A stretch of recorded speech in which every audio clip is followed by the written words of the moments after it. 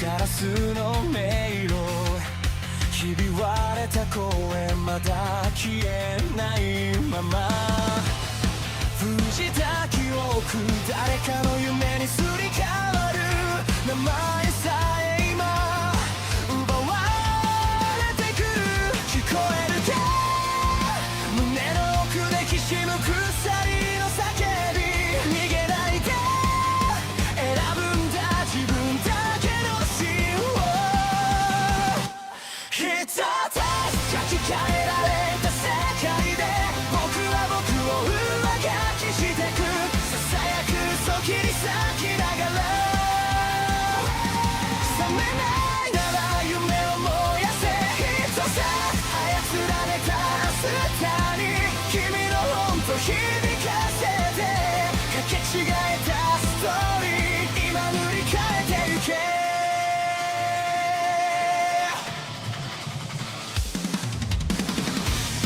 黒いタイピン運命にコードが刺さる笑うシステム感情を狂らう震えた指でログアウト先を探してるでも君の手が確かにここにある忘れるな偽物でも選ぶ痛みはリアル奪えない願いだけが最後のパスワード一つ書き換えられた世界で僕は僕を上書きしてくささやく嘘切り裂きながら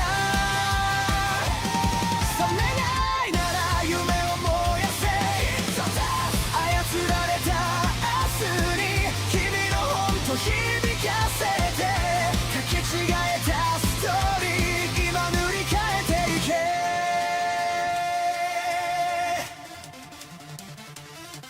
必殺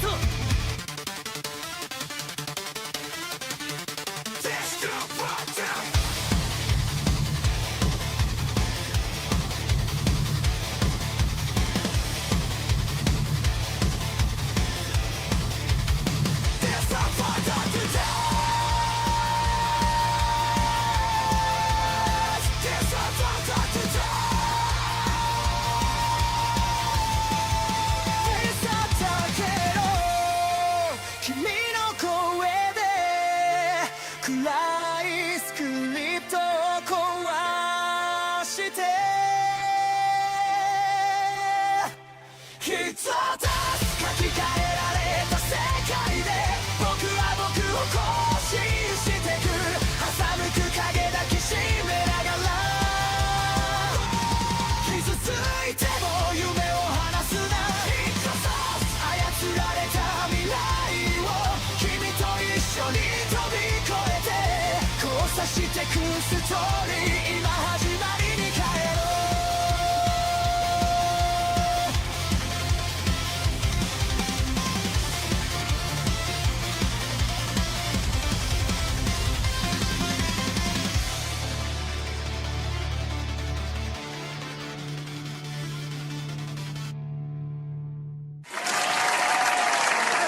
Yo! Shout out to everybody. Welcome to another episode of Hypnocast. That's right. We are live, boys. We are live. We are live. We are live. We're going to dive down the rabbit hole that is known as the internet. But before we do that, boys, you got to bring it in. Listen, we got to hug it out. It's a Thursday. All right. It's a Thursday. It's the one day before the best day of the week.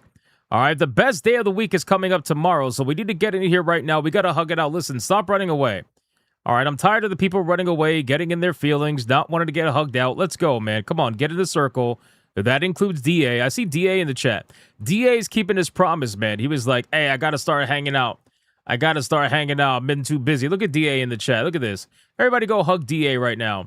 Go hug him right now. It's not gay. Don't worry about it. No running. You're not allowed to run. Get in here. Let's go. Friday already here. What are you, in the future? What the fuck? Get in here. We got to hug it out, boys. Come on. Hug it out. Be nice to each other. Stop touching each other in your no-no parts. And listen very closely. If you guys are watching over on YouTube, like the stream. Do it right now. Do it right now.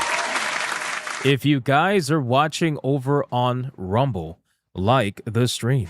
Do it right now. Let's go. They're already dropping memberships over there on Rumble. And if you guys are watching anywhere else, that's impossible, and you're most likely gay. Let's be real. You are gay! I don't make up the rules. Guys, can I get a mic tech cheating check? What are we checking, boys? What are we checking? Guys, listen, we got a lot. Okay? We're not just checking titties. We're not just checking mics. We are checking everything, boys. We got so much going on. It is really, really difficult to keep up with everything. I swear to God. I am at the point now where I feel like I need an assistant. I'm not even kidding. There's that much going on. It's unbelievable, bro. Like, it's crazy. But anyway, what else are we checking? Xbox servers are trash check? Yes, they are. Yes, they really are. You know, me and Wizard, we tried to play Gears 5 earlier. We got disconnected like 2 or 3 times. It was very annoying, very buggy, you know, but it is what it is. I checked my pits. I forgot deodorant. Why would you admit this online? Jill, what's wrong with you? Go shoot a zombie. I'm watching on Skinemax. What the fuck? Chicken figures check. Nice. Check and balance check. There you go. Ubisoft got felted over Assassin's Creed remake check. Yeah, we'll get into it. Godzilla on a -0 rampage check. There you go. Barbecue wings check. Hypno needs a blabs check. New Ghost of the Shell Kino check. Clear icon check. Download code inside a plastic game case check. Japanese game companies are all doing good besides Sony. Wonder why? Maybe Sony America check? Maybe. We're going to talk about it today. Check if Sony ponies are abused. Bro, they're okay. So Sony boys, bro, it's like Stockholm syndrome. That's what it is, bro. It's like Stockholm syndrome. Onion boy, what's this? Spicy Korean chicken check? Damn. Power World dropping at 11 p.m. Let's go. All right, boys. Listen, ESG scores are at their maximum. We are fully funded. Let's like the stream.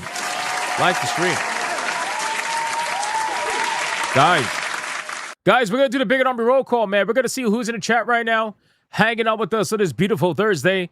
Before we get into the membership train, pre-stream legends, and then the content, man.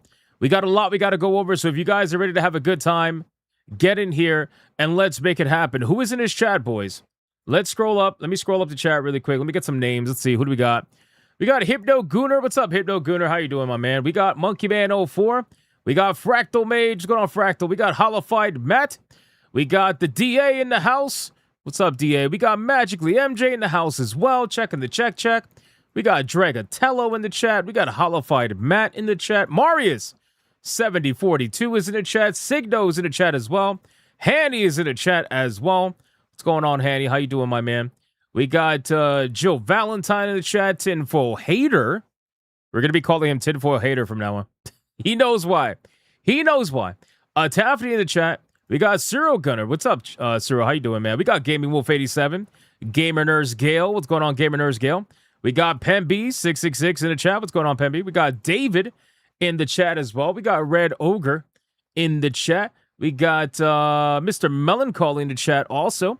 We got Azrai in the chat. We got David32 in the chat. Ron DFK is here. What's going on, Ron DFK? We got Reaper's channel in the chat as well. What's going on, Reaper? We got Review Big Cheese 200 is in the chat. We got Antran is here.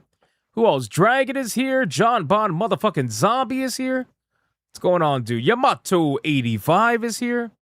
We got Taffy is here. What's going on? Feltings everywhere. Yes, it's everywhere. It's everywhere. Who else is here? Let me scroll down. We got Jason Long is here. We got Timothy here. We got Sleeping Nova. What's going on, Sleeping Nova? How you doing? We got Sweetie Squad is here. What's going on, man? Playing some Batman Arkham Knight. Very nice. Very nice. Corey Timmons. They're turning me into an actual bigot. That's funny. Renato Bacteria is here. What's going on, Renato? How you doing? Panther has no idea whether or not he's actually here. Somebody help him. Somebody help Panther find his way. He's got to know where he's at. We got Chris L in the chat. What's going on, man? We got Magdy32. We got Bebop. What's going on, Bebop? How you doing? Shout out to Bebop. We got Team Belmont. I'm the original bigoted gooner since 1991. I outrank all of you. Damn. That's crazy. Matthew saying, hello, Prees. What's going on, Matthew? How you doing? We got Neobi Comic. Shout out to Neobi Comic. Limitless Andre in the chat. The Brown Filipino is in the chat. What's going on, Brown Filipino? Major Gamer 82. What's going on, man? Sanguine's in the chat as well. Domini's in the chat as well. There's a lot of people here, bro. Guys, let's call out 4 more people. Then we got to get on with the show, man. Let's check out Rumble. Who's here on Rumble? Who is here on Rumble? Guys, after this, I'm going to resume TTS. So let's have a good time, boys. We got Griffin of Might over on Rumble. We got Sargon over on Rumble. T-Jab is over on Rumble as well. I saw somebody say there's no mods in the chat. No, there is. T-Jab is here. We got Viovis in the chat.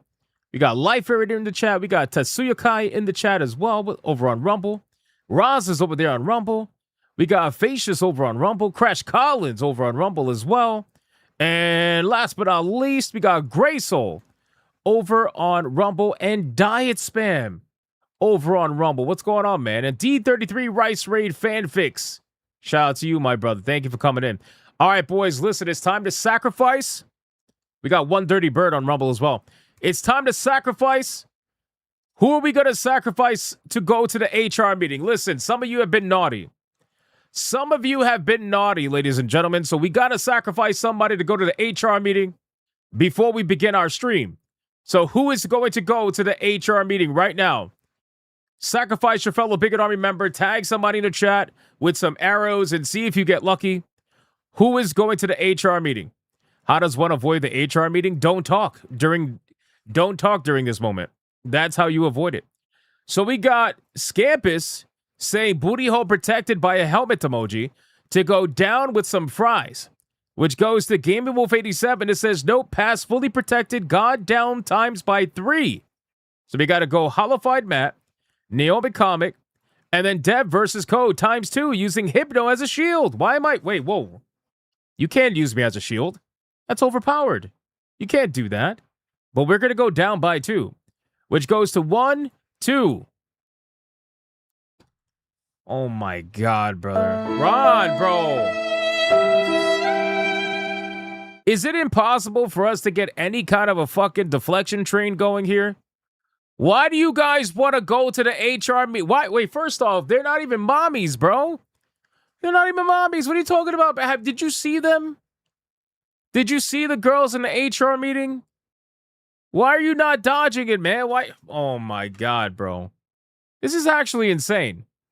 It's the pink hair girl. No, it's not. You want the pink hair? Really? Really? Oh my God. Just go to the HR meeting, bro. That's it. Go to the HR. Please, I beg you, don't do this. I didn't mean it. Sit your bigot butt down in the chair so we can tell you how racist you are, you disgusting chud. It's insane. It's absolutely insane, man. It's absolutely insane. I'm going to have to come up with something else, boys. Pink hair mommy, stop it. Stop it. All right, guys, listen, we got a lot we got to talk about today, man. Some craziness going down. Down. Some craziness going down, boys. First and foremost, we got a crazy story going on with PlayStation, obviously. I mean, come on, it's PlayStation, right? So, first off, we got a lot of analysts that are trying to chime in. A lot of analysts trying to chime in online and trying to give their expert opinions, right? Over the entire situation going on with Sony and PlayStation and how, like, them going digital media only, nothing's going to happen, that less than 1% are going to leave, and that, at the end of the day, Sony doesn't care, whatever the case, typical stuff.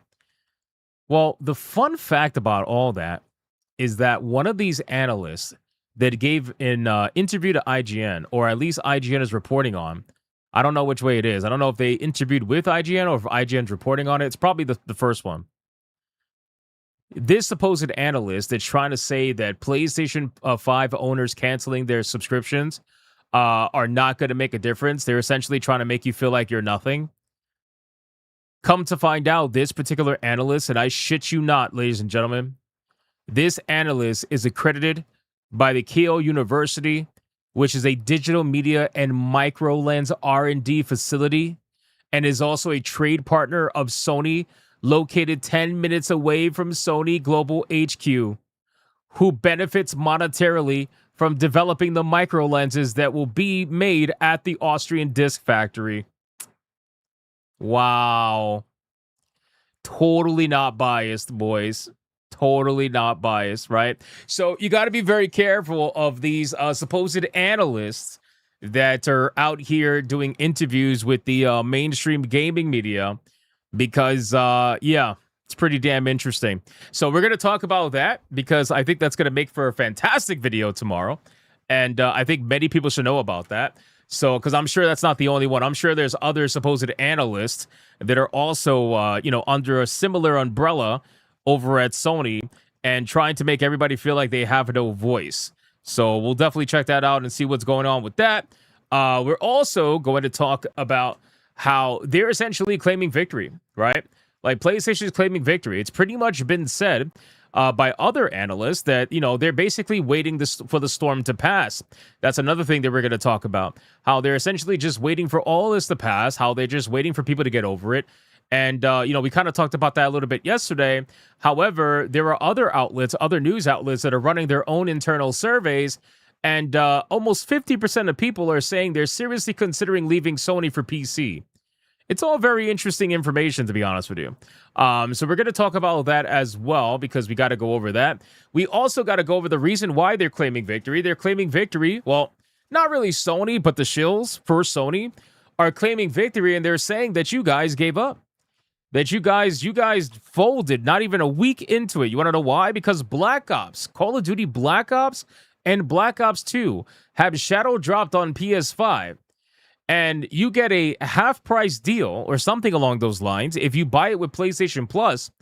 And apparently they're claiming that due to the success of those two video games as a digital-only video game on PlayStation 5, that's essentially, you know, gamers folding. The gamers didn't even last a week. They didn't even last a week, you know? So we're going to talk about that as well. And, you know, people are trying to utilize that as proof that, you know, you guys are basically folding. So we're going to talk about that. Not to mention how fucking egregious it is, by the way. How unbelievably egregious it actually is, the Black Ops 2 and Black Ops video games. They're direct ports. They're not remasters, right? And they're charging, if you don't have the PS Plus, they're charging $40 for the game price and $30 for the season pass on a video game this old, bro. It's insane. So we're going to talk about that, go over all that nonsense, and we got a bunch of fast topics, man. We got news that apparently the team that is behind Doom and Wolfenstein's engine over at id Software has been reduced to just one person. I don't know how exactly that's going to work out, but we're going to talk about that. That's interesting stuff. We're also going to talk about how Asha Sharma apparently has recently just been added to the Federal Reserve Task Force for jobs and productivity. This fucking woman, bro, like, what the fuck? Where did that come from? Where did that come from? It's so weird, bro. Something weird's going on. I don't know what it is, man, but something weird is going on, boys. We got some Dragon Age news we got to talk about. We got the Bethesda. Bethesda union workers are holding rallies. Remember how they tried to hold a memorial for their fallen brethren? Everybody thought that the people were dead. And then HR was like, no, stop doing that. Or that was Obsidian. I don't know. I don't remember. One of the two. Regardless, I think it was Bethesda. Regardless, now we got apparently them trying to hold rallies for the fallen brethren. They've fallen. So we're going to talk about that. And if we can, we're going to touch on Assassin's Creed Black Flag Remake, which, by the way, tonight over on Hypnotic Gaming Live, I should be starting the review for that game. We're going to dive deep into that game. No pun intended. We're going to dive into that and get the review started for that because, well, we have to. You know, that's what we do. That's what we do here. All right, boys. Chris Barrett lawsuit for Quick Topic. We actually did cover that the other day. Signal. We did cover that the other day on Hypnocast. All right, boys. So we got a lot we got to go over, ladies and gentlemen. But before we do that, we got to do a membership train, man. Can we light this up green? Can we light it up green? There's nothing gay about saying deep dive, Monkey Man. Nothing gay. Nothing gay. All right. Guys, can we do a membership train? Can we light it up green? Can we have a good time today? Let's have a good time. It's going to be a nice, beautiful, busy day. It's going to be a beautiful, busy day. Let's go, boys. Let's make it happen. Light it up both on YouTube and Rumble. Let's go. Ladies and gentlemen, all aboard the membership train. It's not a Coke train. Name after name, marching down the frame. Midnight Court, Hypnocast. Red Ogre, banging it out with a membership already. Thank you, my man. I appreciate that. Dexter Bell with a membership as well. Thank you, Dexter Bell. Appreciate that. Life Variant and Biobis over on Rumble. Memberships. Thank you.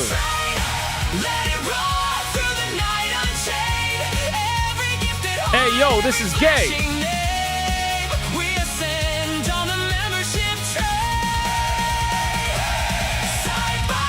King Demon Wing drops 5 memberships on the YouTube chat. Let's go. From the first to the last, remember the name. We are Hypnocast. Membership train.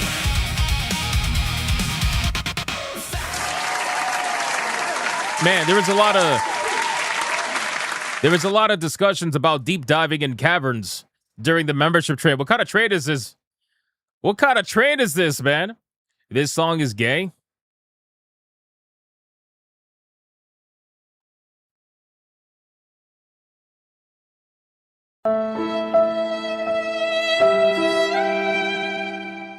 We know. Tanya Raven dropping a membership in the chat. Shout out to Tanya Raven. Thank you for that. Last second membership. I appreciate that very much. Thank you. Don't hate on the song, all right? Everybody likes a song, all right? Don't hate on the song. Guys, all right, listen. We're going to resume TTS. Let the foul team begin. It is what it is, boys. It is what it is, boys. Imagine Paul World gets physical release on Switch 2. Paul World? Hope Why do you call everyone it is well Paul World? tonight. Thank you for the 2. F Sony. Red Ogre, thank you for the 5. I appreciate that. I agree, brother. PlayStation I agree. claimed victory. Physical media Chuds destroyed. Black Ops dominated. Is it Monday? It's not Scampus Monday. or Chewy appearance No, with Nautic Law. definitely not. Find out on Hypnocast tonight. Deidre Connick, thank you for the narrator 10. I appreciate that. Shout out to Deidre Connick, man. Legendary. You love the gay song then? You should. You absolutely should. I don't see why you wouldn't. Limitless Andre, I don't think it's going to want to read your 3-month membership chat. I don't know. It's like acting weird right now. I'm going to call out Mr. Melancholy, though, with the GG. Oh, it actually shows the super sticker. That's awesome. Wait, how do you still have super stickers? I thought they canceled that. Didn't they cancel that? Could have sworn they canceled that. Mr. Melancholy, thank you, though. I appreciate the 2-banger. Limitless Andre for 3 months. At 02, I'm not even going to bother trying to read that because I have no idea what the fuck that is. But thank you for 3 months. We do not have Hypno Coffee, though. That is a complete and utter lie. Do not believe that. And then we got King Demon Wing dropping a 5 membership banger. More memberships! More At Daniel Avenue memberships! celebrates 13 months of membership, 13 monkeys. Shout out to Tanya Raven for the 13 months and the 13 monkeys. But considering those are the first 5 memberships of the stream, you already know what that means.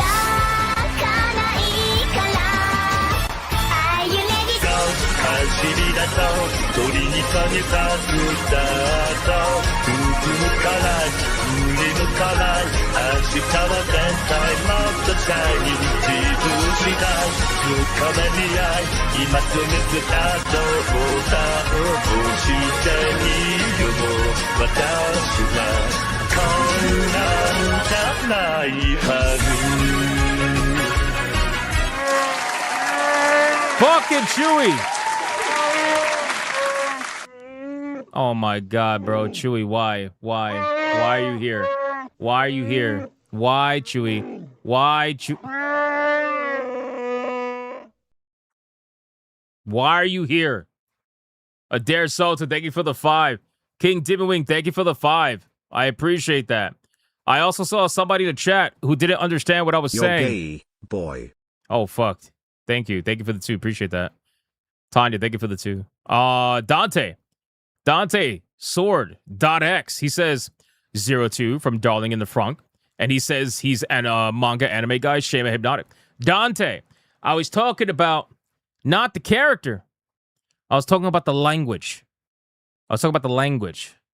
Entiende? I'm talking about whatever the fuck this man is talking about. I know who the character is. I just don't know what he's saying. That's what I'm saying. Jesus Christ, man. Holy shit. You really don't think I don't know who 02 is, my guy? She's been in the Waifu Battle. She was a Waifu Battle champion. Come on, man. What's wrong with you? Shout out to Dante. Bro, he sounds pissed that he can... I know. Chewy sounds pissed. Chewy sounds pissed. King Dimmywing, thank you for the 5 memberships. Appreciate that, my brother. And then Red Ogre, gifted a membership. Thank you, sir. During the train. Dexter Bell, gifted a membership. Thank you, my man. Appreciate that. And then King Dimmywing dropped another 5 memberships. More memberships! More memberships! More memberships! Shout out to King Dimmywing with another 5 memberships. I greatly appreciate that. Thank you so much, my man. Tanya Raven throwing in a membership as well. Thank you, Tanya. Appreciate that. And then Adrian dropping a membership as well. Thank you, sir. I appreciate that very, very much. Tanya calling me gay boy for it too. Thank you. I got to heart that. Appreciate that. And then Tanya Raven with a 5. I don't know if it's going to read it. Let's see. Is it going to read it? Is DSP going to get felted? Loud noises. Nope. Mommy and Daddy, stop fighting. Oh, no. I was kind of hoping to get felted. His voice is so like, dude, it just, I don't know, man. I don't know. Tanya, thank you for the 5. I appreciate that very, very much. Thank you, thank you, thank you. Why does the audience in that room looking at Hypnotic like he's crazy? What? What audience? What audience? There's no audience in the room. It's just a bunch of figures. That's it. That's all it is. That's all it is. Holy shit, what's this? Oh, of course. Of course. Of course. Why am I not surprised? I don't have love for, like that for Wizard. Chewy, stop trying to push your gay fantasies on me. Stop lying, Chewy. It's unacceptable. It's unacceptable. It's not true whatsoever. Stop it. Dolphin! Get your limited time with Hypnotic body pillow. Buy now and you will get Hypnotic plus shy for 50% off. Whatever she said is completely bullshit. It's completely bullshit. DJ Connor, thank you for the 5.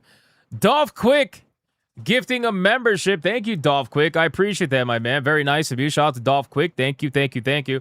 And shout out to all the new people in the chat. I seen a lot of new people in the chat. There's a lot of grays. A lot of grays in the chat, man. Holy shit. A lot of gray new people. That's awesome. Welcome in, everybody. Let's go over to Rumble, and then we're going to get into the content, boys. How much is your coffee? Brother, I don't have a coffee. I don't have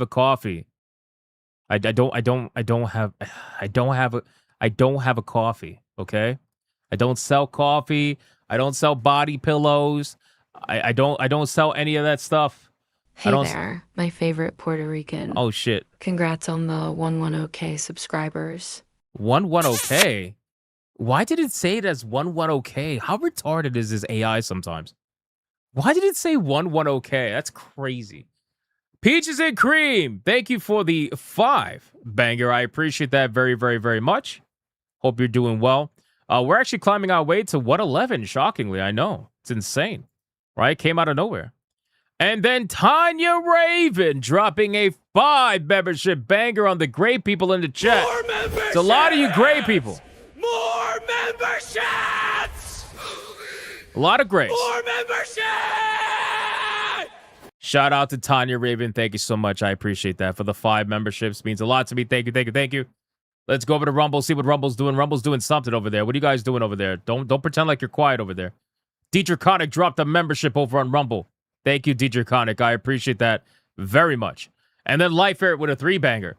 Major Felting on AC Black Flag and Ubisoft Power World 1.0 launch with Cassie running a server. MS on a blow cutting spree. No brand Coquillo. Coquillo? Oh, Coquito. I was like, Coquillo? What the fuck is Coquillo? And I was like, oh, okay. I read that. Sir Loins, thank you for the $4.99.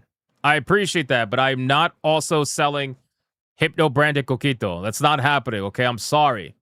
I'm not selling anything. I'm just trying to run an entertaining show. That's all I'm doing. Jesus. Lifer, it says, MS on a blow cutting spree. NVIDIA releases collector's cards instead of graphics cards. And me eating tacos. Bunch of W's. Why am I not surprised? Lifer, thank you, brother.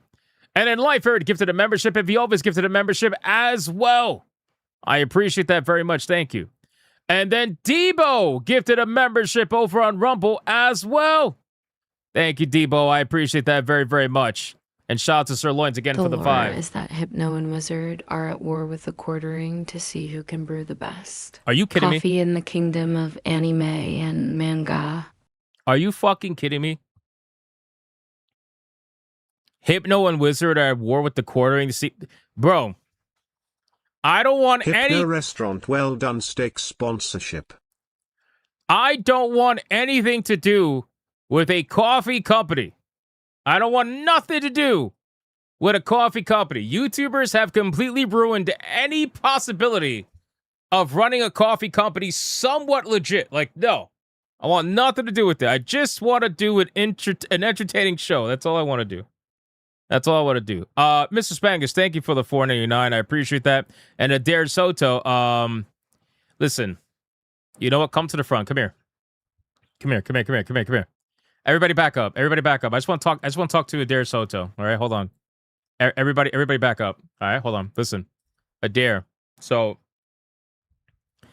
if you're eating well done steak purposefully, you might as well just save the steak and just go chew on a 2x4. It's literally the same thing. It's the same thing. Just grab steak sauce, right? Grab steak sauce and put it on a 2x4, and you might as well just do that. It's the same thing, brother. It's the same exact thing. You know what I'm saying? Just save the steak. Just save the steak. All right, save the steak. That's all I'm saying. All right. Nope. Nobody like well done steak. You're just eating wood chips. You're eating wood chips. That's what you're doing. Anyway, some people get so mad when I say that. Dare. Thank you for the 2. I appreciate it. All right, guys. We got Peaches and Cream. Peaches and Cream dropped a massive. We got to celebrate this, boys. 10 membership mega bangers. Shout out to Peaches and Cream. Thank you for that. More memberships! More memberships! Shout out. Shout out to Peaches and Cream for the 10 membership mega banger. Thank you, Peaches. I appreciate that very, very much. Very kind of you as always. Thank you so much. Steaks are the reason why there are some people who are vegan. True. That is true. And I would prefer them to be vegan, so it saves more steak for us. I'm okay with that.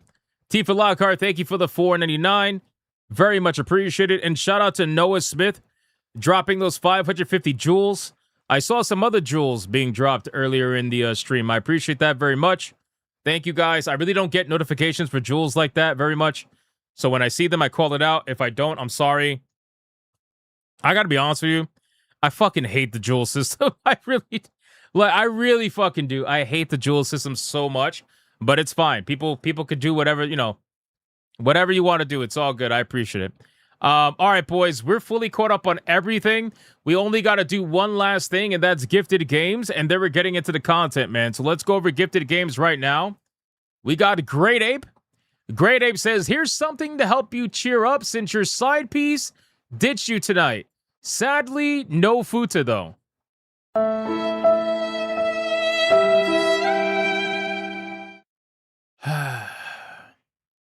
Leon did leave me tonight, man. We could have had an epic stream tonight, but Leon left me to go play Backrooms with Cinevere. Yeah, Leon left me, man. So, it is what it is. So today I'll just be playing Assassin's Creed Solo Dolo. It's all good. It's all good. He says 3D platformer, early 3D graphics, gifted Hypogea? The fuck is Hypogea? Escape from a mysterious underground megastructure in this short atmospheric 3D platformer. Is this under 2 hours so that I can refund it afterwards? No, I'm just kidding. I'm just kidding. I'm not going to do that. I'm just making fun of the guy from the other day. Should have used the Hypnotica model? Yeah, I guess so. You wanted him to play with your backrooms? No, bro. No, where did that come from? No, what the no? Medium rare steak and Hypno coffee is all I need. Listen, medium rare steak, yes. Hypno coffee, no, bro, it doesn't exist. It doesn't exist. Hypno Coffee doesn't exist. Why are you guys like, bro? It doesn't exist. All right. I'm sorry. I know you guys, Hypogia, whatever. Guys, it doesn't exist. All right. I'm sorry. The coffee, no matter how much you want, it doesn't exist. No, Hypno Tea, no. No, Hypno Tea does not exist either. I don't want to sell you coffee. I don't want to sell you tea. I only want to give you an entertaining show. That's all I want to give you. Have you tried Sekiro? Yeah, of course. Of course I played Sekiro, bro. You kidding me? Hollow-Fight Matt? You love how I say coffee? Oh my god. Oh my god. All right, anyway, Great Ape, thank you, brother. Appreciate that. Appreciate that very, very, very, very much. I don't think there was any other gifted games. I don't have notifications on anymore, so let me just refresh. The double check. No, we're good. We're good. And Deb versus Code, thank you for the 5. Appreciate you, brother. Shout out. Hypno Pizza, no. No pizza, no Salisbury. Nah, man, well done steak and Hypno Coffee delicious.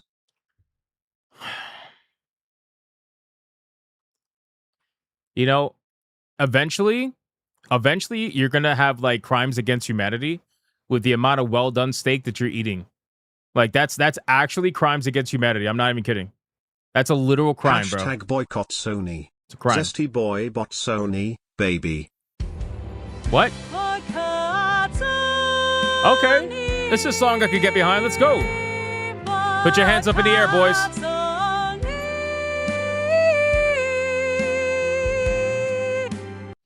That's a song I could get behind. Thank you, Tanya. Appreciate the 10. You can get Hypno brand chocolate with your order. What? Order your Hypno brand coffee. You could get Hypno brand chocolate. Hypno brand. All right, now you guys are just making shit up, bro. Hypno brand chocolate. You are making shit up.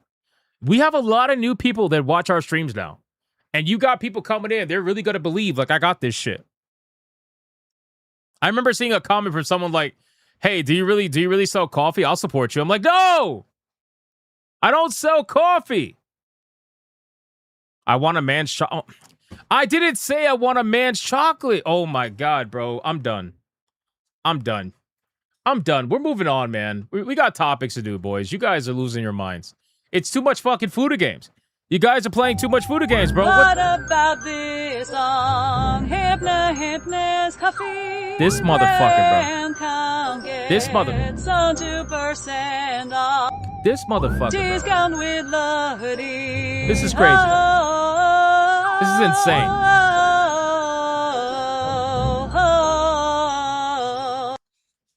That's actually insane. That is actually insane. Adair, thank you for the 5, but that's legitimately insane. Appreciate that. Fuck, but what the fuck is going on? What is going on? You guys, bro, relax. Chewy, Sony is still a bug. Squish all the bugs that are Sony. Dart today, we got felted. Everybody point.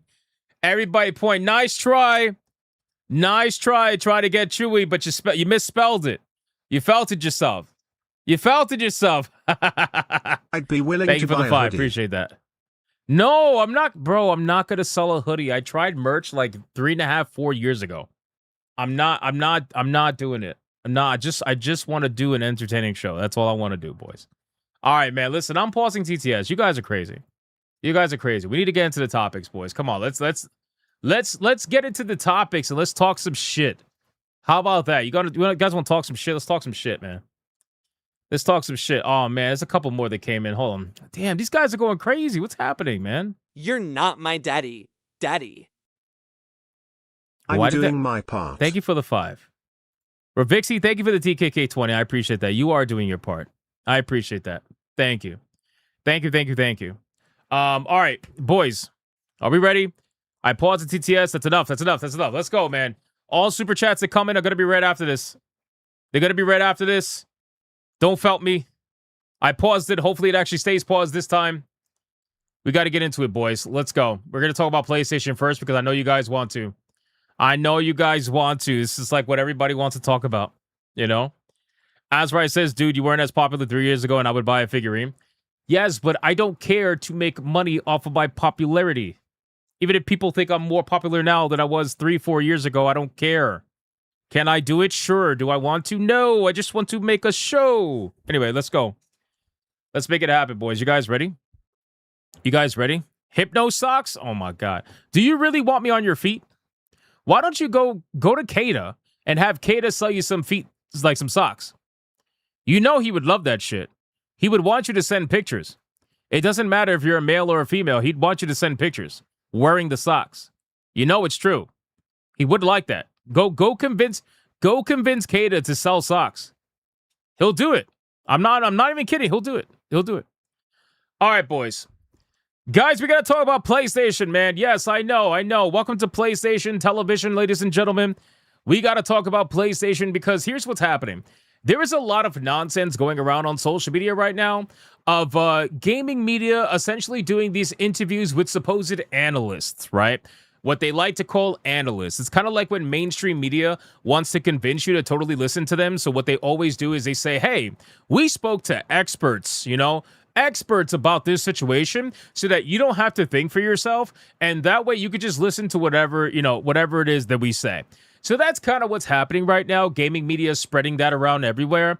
And IGN I'm going to give you a prime example of that right now with IGN. So IGN ended up posting something that says one analyst suggested that even if 500,000 people cancel their PlayStation Plus subscription in protest of Sony killing physical media, it would just be a drop in the ocean for the company, which is not going to change its mind. Now, to be fair, this is something that we have said. PlayStation, seemingly is going to double down, triple down, quadruple down at this point. It's pretty obvious that they're going to basically just weather the storm, right? Even IGN writes an article. They now wait for this storm to pass. PS5 owners are canceling PlayStation Plus subscriptions to protest Sony killing physical media, but analysts say it won't make any difference. Now, there's one thing about this that was very interesting, and usually what I tend to do is look up the analyst, but thankfully somebody over on X was already nice enough to do this, and when I show you who this analyst is, when I show you who's actually behind these comments, it's going to make you realize the concerted effort that's actually happening behind the scenes from people that are all part of this, right? So this supposed analyst ends up actually being Dr. Serkan Toto, who is an accredited by Keio University, a digital media and microlens R&D facility, and he's also a trade partner of Sony's, located 10 minutes away from Sony's global HQ, who actually monetarily benefit from developing the micro lenses that will supplant the Austrian disc factory. So in case you guys didn't realize the other day, I'll repeat myself because, again, people are finding my videos, so maybe they didn't see my last video, so let me just be very clear as to what's going on. This particular analyst is somebody who actually benefits from the development of micro lenses, and the main facility that actually creates the physical discs, right, that they utilize in physical media for PlayStation, that actual location is being turned into a micro lens location where they're going to be basically manufacturing micro lenses. So, of course, this supposed analyst and this supposed expert, Dr. Serkan or whatever, of course, this person's going to be like, yeah, it doesn't matter, because they don't want you to think it should matter, because they're going to monetarily benefit from them switching over to micro lenses. They honestly probably are contracted by Sony already to do all of this, because Sony's not going to back out of this. Honestly, the train has already left the station at this point. I've said this many times over. It's in my belief that Sony is not going to back down from this whatsoever, and they're just going to pretend like nothing's happening. They're going to try to stay as quiet as possible until eventually people give up, or it gets loud enough to the point where they have to say something, right? So let me go over the actual article really quick, and we got some other parts that we're going to go over too. Like, we actually have a survey that PS5 has put a damper on gaming, according to 45% of enthusiasts that are supposedly seriously considering leaving Sony for the PC platform. We're going to go over that, but first let's go over IGN and see what's going on. But again, when you have conversations about these supposed analysts, just be careful and look into who these analysts are, because don't be surprised to see most of them be actually financially connected or benefited from Sony in some way, shape, or form. It almost always is the case. But anyway, so Sony has drawn huge amounts of online criticism. We already know that. A high-profile petition calling on Sony to reconsider its decision has now reached over 200,000 signatures, and in the past few days, PS5 users have taken to social media to share screenshots of canceled PS Plus subscriptions.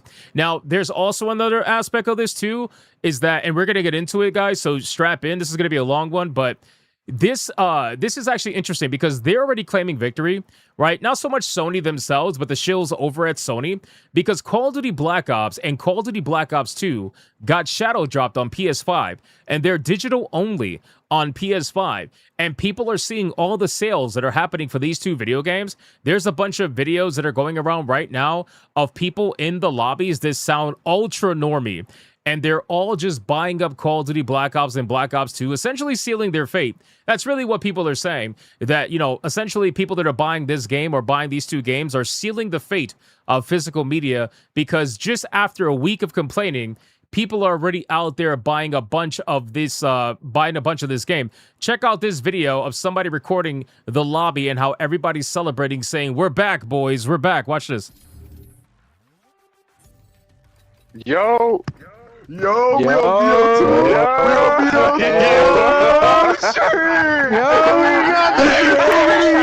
It's been too many years. We got that shit. Yeah. Let's run this shit. Fuck you. Yeah, so I think it's fair to say that this is who Sony's banking on, right? Even though that was funny, by the way, like especially towards the end, that was pretty funny. But no, realistically, like this is who Sony's banking on. This is who they're hoping will continue to support them and buy up literally anything that they offer, because at this point they're honestly just addicted to the platform and they're really not going to let it go.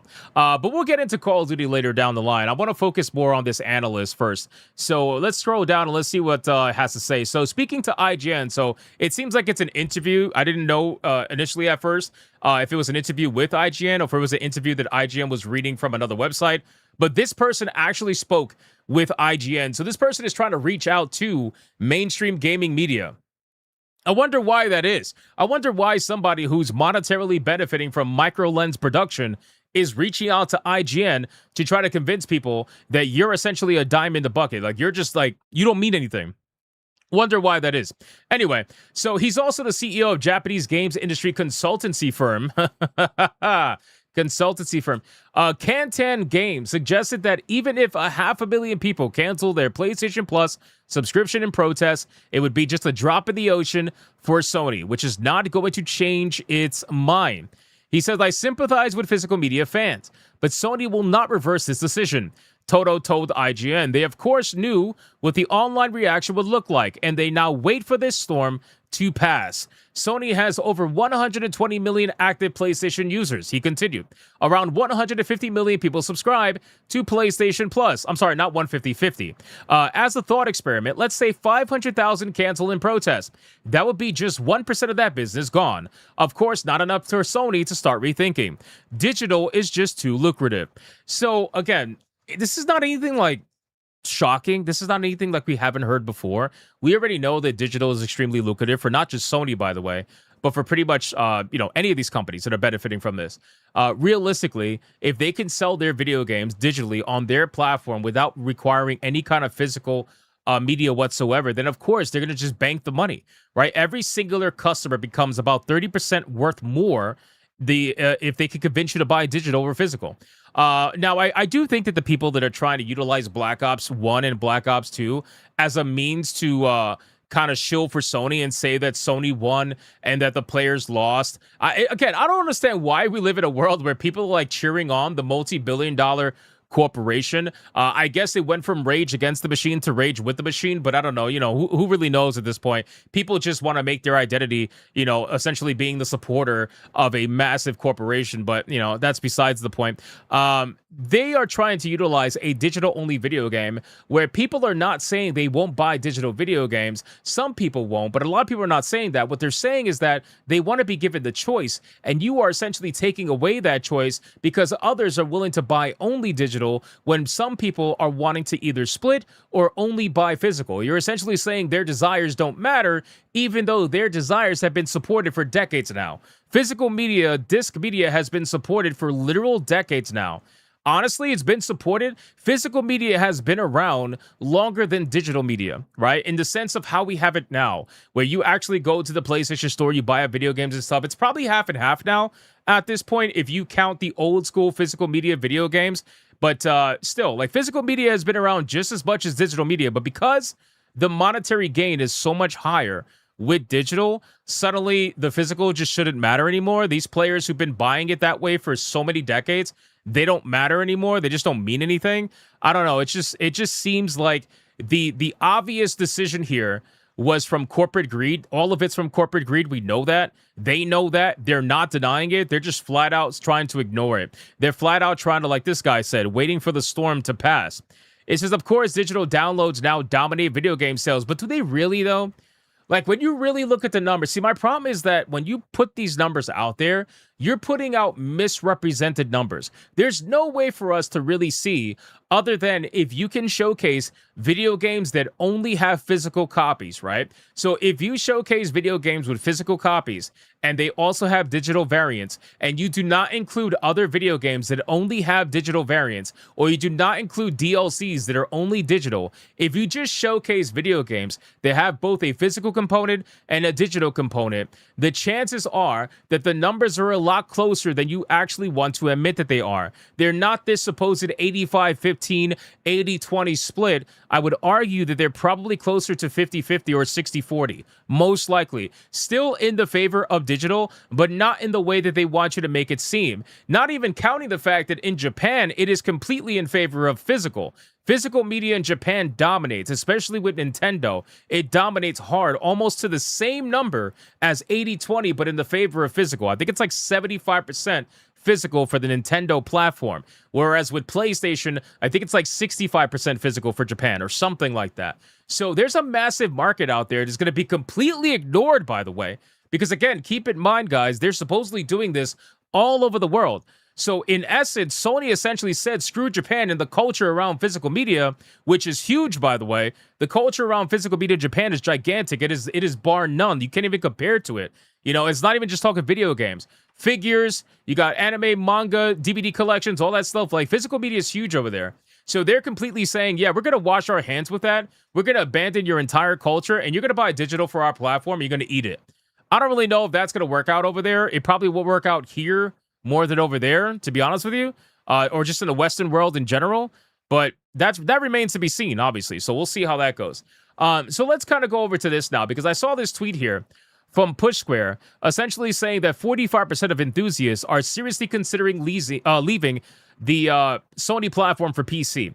Now, I know a lot of like super hardcore PlayStation 5 like mega fans are asking, like, why would you do this? If you care so much about physical media, why would you go to a digital-only platform? That doesn't make any sense. But the truth is, it does make sense. I do find it so ironic that for some reason, the console superfans don't know an absolute lick of shit when it comes to the PC platform, but meanwhile, the PC platform knows a thing or two about the console platform. I don't understand why that is. But anyway, the point is, people would leave to the PC platform because if you're going to force their hand into a digital-only ecosystem, and I've said this before, they're not going to want to go to the closed one. A lot of people would say, you know what? If you're going to force my hand, if you're going to make me go digital-only, then I'm going to go to the platform that's so open, I don't have to worry about being enclosed in your particular ecosystem. I could go to the PC platform and I could just do whatever the fuck I want to do. And that's a hell of a lot more freeing than worrying about whether PlayStation is going to take away a video game from your library or not. Considering they just took away 500 movies from the PlayStation platform because they lost the license and you're asked out and you lose all that money that you invested in the movies, I think you are way safer on the PC platform regardless of anything. So that's why people are like, all right, well, I'll just do that. I might as well do that because for a lot of people, the physical aspect of consoles was the only thing keeping them there. Yes, obviously, you do have a digital ecosystem, obviously, on the consoles. Like, there's no doubt about that. But realistically, a lot of people were staying there just for the physical collection component because that's been lost to time on the PC platform. So being able to do that was a big deal for a lot of people, and taking that away, and by the way, you're taking it away from them. Keyword, taking it away. Like, you're taking it away. They're not they're not walking away on their own. You're taking away the choice from them, forcing them to make a decision that they didn't want to make. They were perfectly fine staying on your platform, buying up your, your discs and whatnot, and growing a physical collection. They were perfectly fine with that. You're taking that away. You're saying, yeah, we don't give a fuck about you. You could just go do whatever you want to do. That's basically it. And people are like, all right, well, if that's the case, then I'm going to go over there where there's not a jail cell, because that's essentially what you are. You're going to be in a jail cell if you stay digital only on the PlayStation platform, or even Xbox to a degree. But we haven't seen Project Helix yet because obviously it's not out yet, so I'm not really sure if that's going to be 100% true. We got to wait and see what's going on with that. But we already know what Sony's going to do. We already know Sony's completely locked it down, right? Most people don't even realize that when it comes to the Steam platform, the Steam DRM is actually optional. I don't think people even know that. Steam DRM is optional for developers to opt in or opt out in. They can actually upload their video games DRM free to Steam, and Steam will not say no. That's the thing that most people don't even know, right? Because people are always talking about GOG and GOG and whatnot, but they don't realize that if a developer actually wants to, they can release a video game DRM free on Steam, and you could have it DRM free. There are some video games that are already DRM free on Steam right now. Now, obviously, most of them utilize Steam DRM, but they do so because they want to utilize some of the features that Steam DRM has. But realistically, they're not forced to. They can absolutely choose to opt out if they want to. Whereas with PlayStation, they actually this year, I believe, started forcing DRM. Remember that whole what was it? That whole backlash where now you had to check in with them. You had to log into the game online 16 days after you bought it in order to get a final verified license. And they're doing that to essentially supposedly fight piracy. That was them forcing DRM on every single one of their video games. That was them, regardless of whether or not it's actually their game or not. It didn't matter. They forced their DRM on the PS4 and PS5 store. They did this in April. I think it was April of 2026 or something like that. That's what they do. So they don't have an opt-in service. You have to, if you upload a video game to the PlayStation Store, it has to come with their DRM. There's no way around it. And they do this because they want to make sure they can verify your license in order to try to supposedly fight piracy. But we all really know what it's about, right? It's about control over the video games that they sell you so that they could take it away from you at any moment. So realistically, again, do I believe that 45% of people are going to seriously consider leaving for PC? I mean, maybe, because, the key word here is considering, right? They're not actually leaving yet. Nobody's actually, well, I wouldn't say nobody's left because I got a lot of comments of people saying they have left. But it says that they're seriously considering leaving. And maybe they are. Maybe they are considering leaving. But realistically, I don't think anywhere near 45% is going to leave. I think they probably will end up losing 10%. I think 10% is going to be the starting number. And then what's going to happen is that people are going to have a wait and see approach. I think a lot of people are going to have that wait and see approach. People are going to wait and see what happens when the PlayStation 6 releases, how Sony actually ends up handling everything. I think that's realistically what they're going to try to do, and see if it's as bad as they're thinking it's going to be, and then maybe they'll end up leaving down the line. But realistically, there's nothing holding them back at this point. Literally nothing. You can do whatever you want to do at this point, because you're not going to be able to grow your collection any more than it already is. But again, the shadow drop for Call of Duty, I'm going to talk in a different segment, but I'm just going to touch on it a little bit here. They look at I'm going to give you an example. That's the best word I'm going to say. I'm going to give you an example of how egregious this is, right? So this game is old, all right? Really old. But this is the future of PlayStation Digital only. This old ass video game that they're using to bait you with nostalgia, they're selling it at $40 for the game, with a $30 season pass for the game. They're charging $70 for these old-ass video games just for nostalgia. And then in order to bait you to subscribe to the PlayStation Plus platform, they are asking you to subscribe in order to get a special price, which is half of the standard price. So if you're a PS Plus member, you're going to get it for $20 and then $15 for the season pass. So you still got to pay a crazy price for an old-ass video game, which, by the way, I think this game has been like $2 on Steam. I'm almost positive this game was like $2 or $5 on Steam. I don't know. I could actually, you know what? Let me check. Hold on. I'm going to check right now and see how much this game actually was. Black Ops 2. Call of Duty Black Ops 2. Where can I look? Right here. Maybe this? Let's see. Let's see. Okay, my bad. $13.19. My mistake. So lowest recorded price on Steam was $13.19. $13, bro. $13 on Steam, and they want to charge you $70, brother. You know what I'm saying? It's like, what the hell are we doing? But again, this is what happens when a company feels like they have total control over you. This is what happens when a company feels like they have no competition. And on top of that, this was $13 with no subscription. This was $13 with no pay to play online. This was $13 just to buy the game, right? You're paying $70, $40 for the game, and $30 for the season pass, or half of that if you're PS Plus. You're still spending like $40, and you got to pay for PS Plus on top of that too in order to be able to play online. It's crazy, dude. It really is. I don't know, man. Realistically, listen, after a while, you kind of have to say you kind of get what you deserve. You know, you kind of get what you deserve. And I feel like if they're out there supporting that, hey, let it be. Let them do what they want to do at the end of the day. But realistically, those people are the reason why this shit just goes unchecked. Because PlayStation is so confident that you're essentially not going to do a damn thing. You're not going to do anything. You're just going to let it happen, and they're going to move on, and they're just trying to weather the storm. That's really it. So anyway, boys, that's the latest update that I have for PlayStation. Again, it's quite interesting, to say the least. And if you see any stories in the future, and I'm going to be following it, if you see any stories about supposed analysts, just always look into the supposed analysts, because you're most likely going to find a tie somewhere, somehow. You're going to find a tie to PlayStation from those analysts that are speaking to the public, right? Or to the gaming media. I like this picture a lot, by the way. This is actually great. I should put this in a thumbnail. But yeah, seriously, like, just be careful with these supposed analysts and what they're offering. I'll cancel PS Plus. Don't care. Okay. I'll give you 50% off. That's actually accurate, by the way. They were giving you 50% off. So yeah, just be careful with the analysts that they're putting out there. That's all I'm saying. But we'll keep following up with Sony and see what else is coming as this story progresses, because it's quite insane, to say the least. Let me resume TTS really quick and see what you guys have to say about this whole subject. Here we go. Let's go. Don't worry, I got this, Chewbacca. His Sony ponies are like squash little bugs, they are. Dare Soto felt it himself. Thank you for the 5. Ladies. What? No. Don't buy anything Sony. Vote with your wallet. Thank you, Ravixi, for the DKK20. Appreciate that, brother. Thank you. Fuck. It was better when he was felting himself.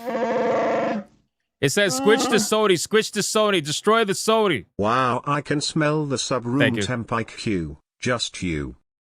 Just you. I can't wait to see the panic when PS6 sells like Xbox. Whoa, that's gonna be one hell of a live stream and SNH. Yeah, it's gonna be interesting. Summer days. Thank you for the 489. So I refunded it on Steam. Oh. Got my money back the next day, no issues. Good luck doing that with Sony. Exactly. Good luck doing that with Sony, bro. Isn't Sony, like, don't they have a policy where the moment you start installing the game, they essentially count it as you tried it, you know, or like you can't, like, they'll give you shit for trying to refund it or something like that. Like, it doesn't necessarily go by playtime. It goes by like the moment you install the game or something like that. That's so fucking insane, bro. Even Xbox has a better one than that. Even Xbox, I think it's like 2 hours. Once you install it, it's over. Yeah, that's crazy, dude. Like, what? Bro, how can people be okay with that? Like, how can people not fight that? I don't know, man. That just blows my mind. Call of Duty Black Ops 1 and 2 on Xbox Series $10, $20, but on discount it's always $5 or $10. I'm not surprised by that, Adair Soto, because Call of Duty is an Xbox brand now. So I'm not surprised that it's slightly cheaper on their platform. Kind of makes sense, right? Like, considering it's Xbox. So, yeah, I'm not surprised by that whatsoever. But you still got to pay to play online. So there's that, you know. GOG has the best refund policy. What is GOG's refund policy? I thought it was similar to Steam. What's their refund policy? Xbox has a decent refund policy up to 2 weeks. Really? It's not based on hours? Really? Interesting. Okay. So do they not do like the one or the other? Do they not do like it's 30 days or 3 hours or something like that? Like you can't get both, right?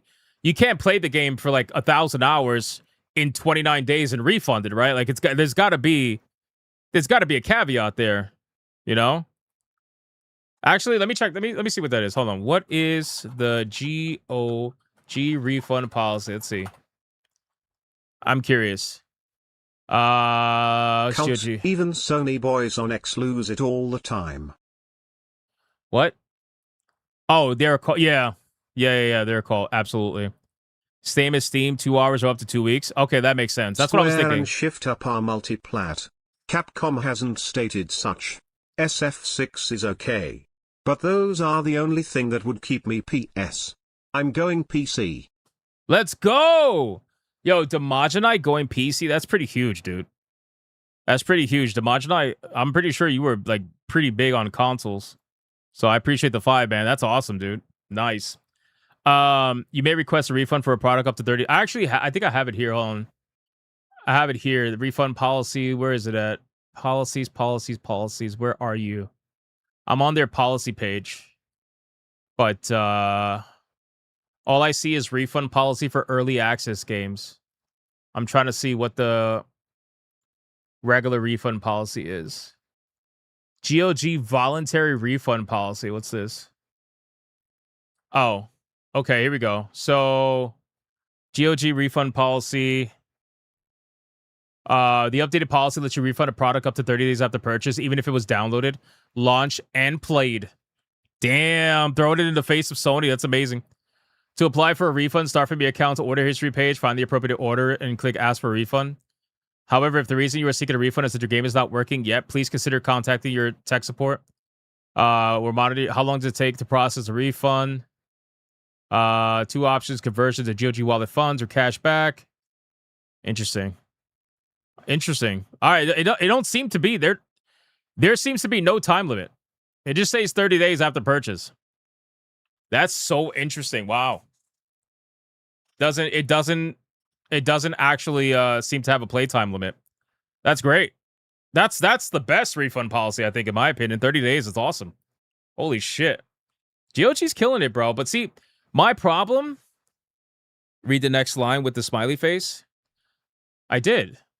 It was I right mainly here. kept my PS4 and PS5 offline. Yo. Booted up my PS4 since I have a bunch of digital games I don't have on my PS5.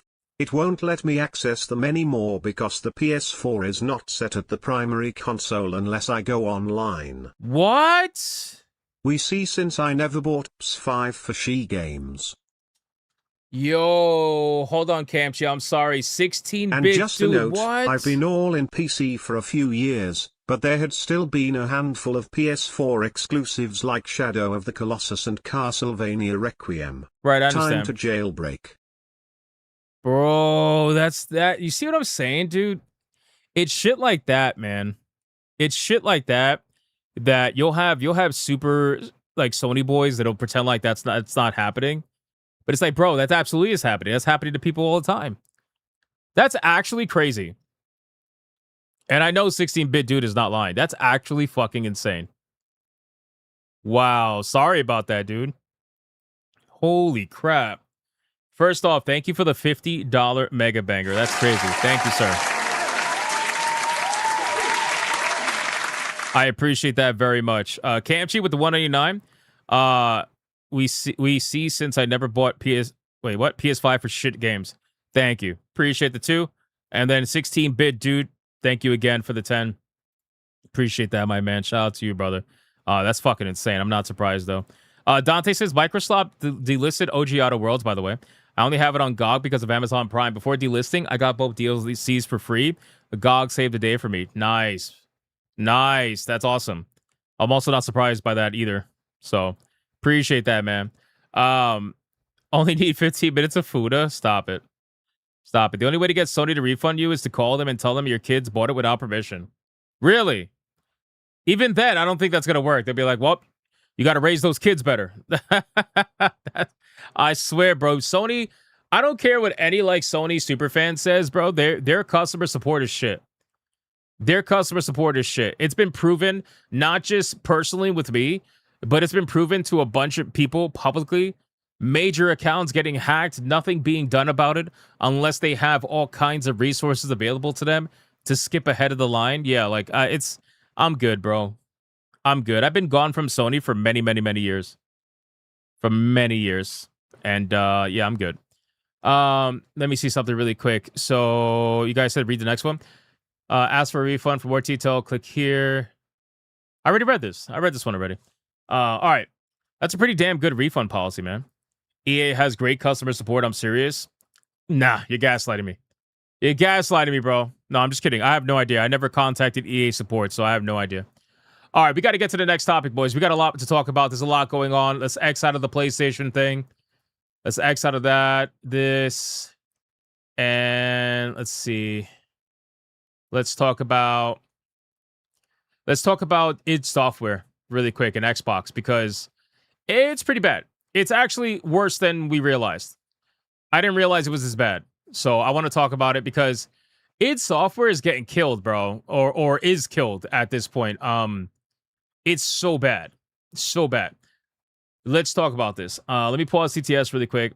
So you guys know about all the layoffs that are happening at Xbox already. We covered that many times over by now.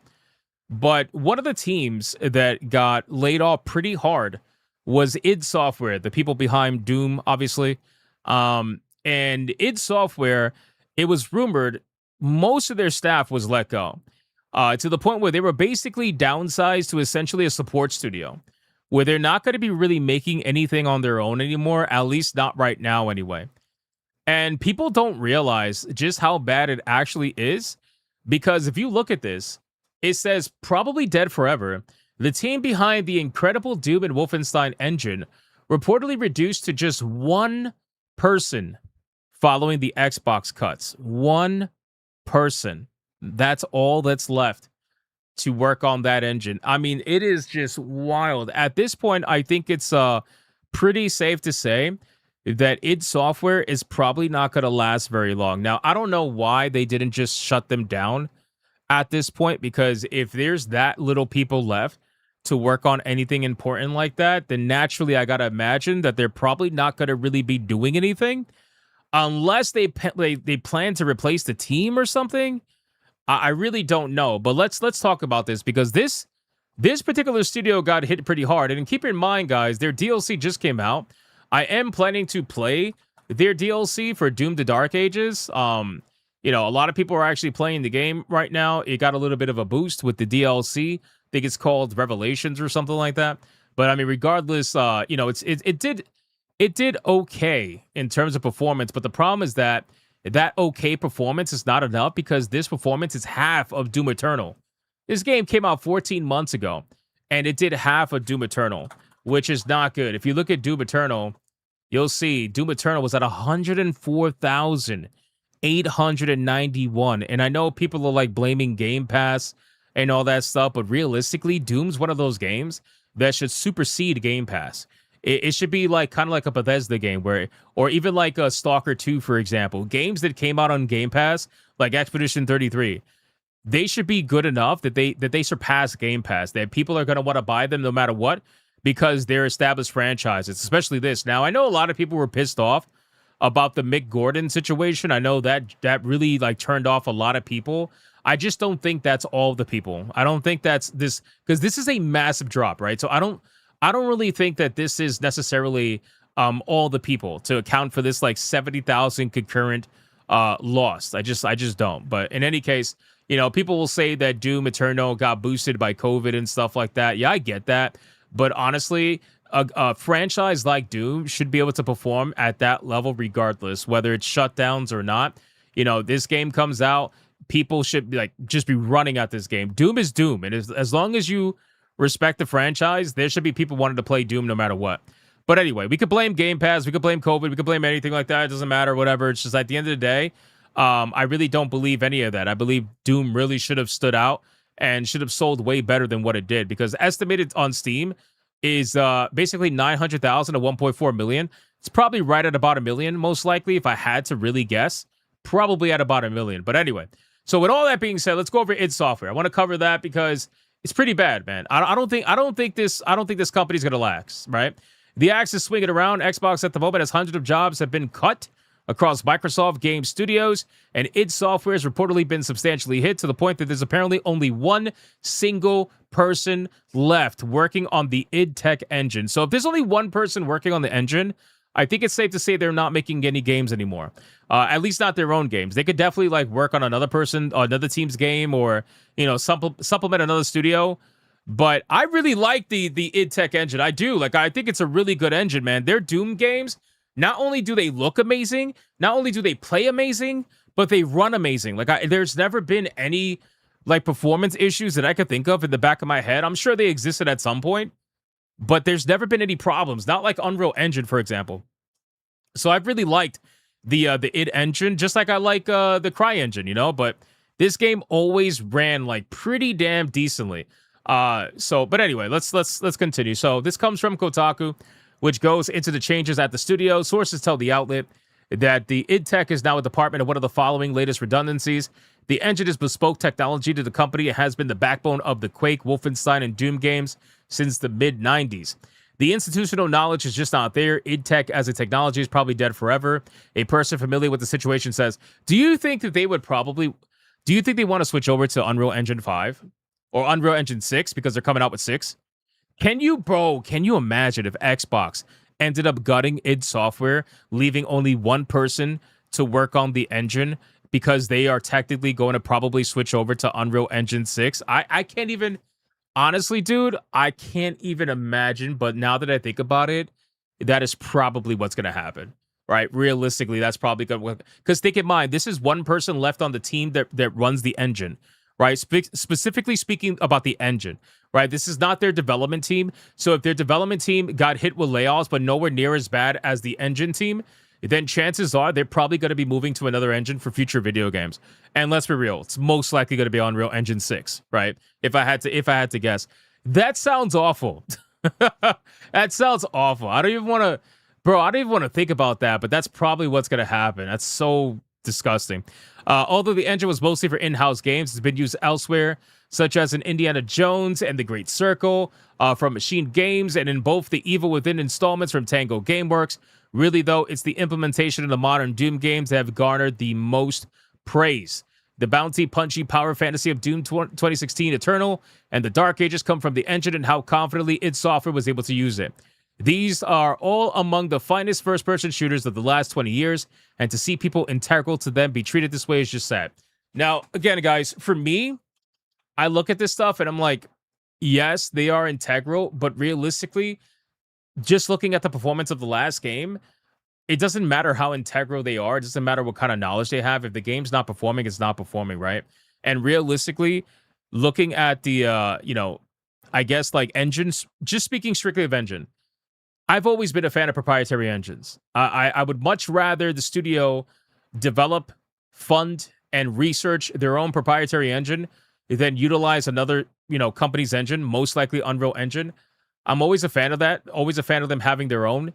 But I also understand that to be able to do that successfully is very hard, right? To be able to do that and fund it and have the money for that and the research and development time is very hard. So I do get that. So having your own proprietary engine, I understand is very difficult. So I don't expect every studio to do it, even though I would love for them to do it. I understand they just don't. But in this situation, if you have an engine that has performed pretty damn good, like I'm sure, yeah, it's had problems at some point, I'm sure. But for the most part, it's performed pretty damn good, right? If you've had an engine, you already put all that time and research and money and development into that engine, why the fuck would you give it up for Unreal Engine 6? I don't get it, considering that you're going to have to train your team members on how to use Unreal Engine 6 when they already know how to use id Software's engine. And then on top of that, too, that engine has proven to be able to provide a graphical fidelity that is more than good enough for modern video games. So it's not like you're going to be, you're not going to be lacking in terms of visual fidelity or anything like that. Like it's going to be fine, more than fine. So why switch over? I feel like they're switching over because Epic Games is having these contracts with these companies. I'm not really sure the details of that, but it's pretty clear that they want to put themselves everywhere. You know, they essentially, like, Unreal Engine is going to be the engine that the majority of the gaming industry uses, whether we like it or not. You know, and yeah, like the chat is saying, I like CryEngine. I really like CryEngine. I feel like CryEngine makes the most like beautiful, smooth running open worlds. It's unbelievable what some of the video games that use CryEngine actually have been able to achieve. You know, just looking at Crisis alone and how good it still stands the test of time is insane. And not only that, I mean, KCD2 and how unbelievably good that game looked. That game ran on CryEngine as well. So CryEngine really puts out some banger video games, and id Software's engine also did as well. But unfortunately, it looks like it's going to go the way of the dodo bird, which, again, I don't know what that means for the future, but I could pretty much tell you what I think it means, and I think it means that Unreal Engine 6 is here, boys, for id Software, and that's assuming id Software continues to make video games. That's assuming, because, again, I just want to remind you that the team has been nuked. And according to a former id Software artist, they are saying that the team has essentially been relegated to a support studio size. So that's it. Like, I don't know if they're going to be making their own video games for a long time. So this shit, man, Doom: The Dark Ages might be one of the last Doom video games we see for a while. I don't know. That's a little scary to think about because I really like Doom. But again, for me, Eternal was better than Doom: The Dark Ages. But I guess, you know, it is what it is. Regardless, that's basically it for id Software. And, you know, they're definitely one of the studios that got hit hardest. And you know what's sad about that? What's sad about that is they had one of the better performing video games. Isn't that sad? Like, even though their game underperformed, their game was still one of the better performing video games out of Xbox's library that has happened recently. All these other studios that required subsidization, all these other studios that were taking money from more successful video games, they got let go. They lost so much money that now they have to let go other studios that weren't as bad. They were like kind of average in the middle. id Software is another one of those. So there you go. Kind of sad, but that's just how it goes. Yeah, I know. Best performing on Xbox, it's a low bar. I'm talking generally about, like, in terms of their whole library, like what you can consider to be an Xbox game or what you would be branded as an Xbox game. It performed pretty decently, you know, but it's still just, it wasn't enough. It wasn't enough. Torno with a 2 over on Rumble. Perception is 9/10 reality. Sony knows this. We know this. Thing is, the initial sale is one fraction of the marketplace. The kind of market Sony seeks is the kind of market that dies out. That's fair. That's fair. Again, I think that they're, even if they don't replace the people that leave, right? I think that they're banking, and I think it's fair to say, they're banking on the people that are staying to be worth more, right? They flat out told you the plan. They said they're going to figure out how to monetize the PlayStation platform more, how to monetize PlayStation Plus, how to monetize the subscribers more. They're going to figure out how to get more money out of your pocket for those that stick around to make up for the people that are leaving. And again, if Sony has 120 million active users on their platform, and that's enclosed, and that's with the physical media people as well, Steam has 200 million plus. We just talked about it yesterday. Steam has 200 million plus. And that's by doing nothing. That's by literally just being open-ended, doing nothing. You know, so what's going to happen when this whole drama goes down? Because remember, I think PlayStation at one point, their highest number was 135 or 130, something like that. And they dropped down to 125, 120. Now, you know, you never know. As people start to slowly leave.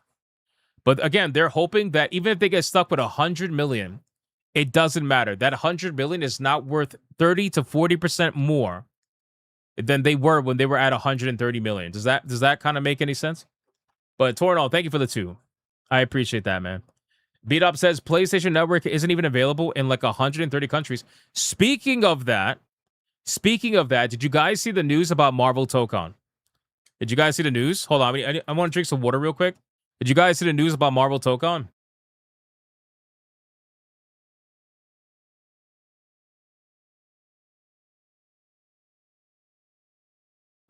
Sorry, I had to drink some water. So apparently, you guys know that Marvel Tokon was getting banned, right? In 130 countries. You guys were noticing that, right? It was getting banned in 130 countries. Well, apparently, on the website, I gotta find the website. I saw it on Twitter. It was being banned in 130 countries because of there being no PlayStation Network in those countries. But I saw it on Twitter that the website that tracks the addition and removal of video games banned on the Steam platform, apparently Marvel Tokon started to take off those countries from the banned list. And it dropped by like 65, 70%. So they added back like 70% of the countries that are banned, and supposedly they might be adding them all back.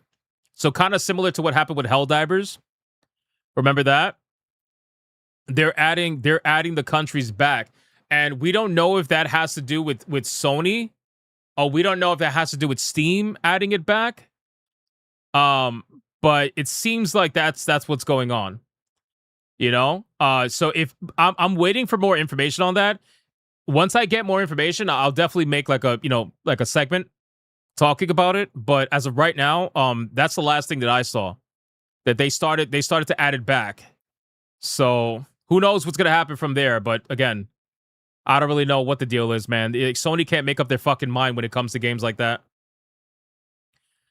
It's weird. All right, let's continue. Let me exit out of the id Software stuff. Guys, let's talk about oh man. Let me resume TTS in case there was any supers. I don't know if they were. Let me see. SONY. Yeah. Spend outrageously. Nothing's yours. Nothing's ever yours.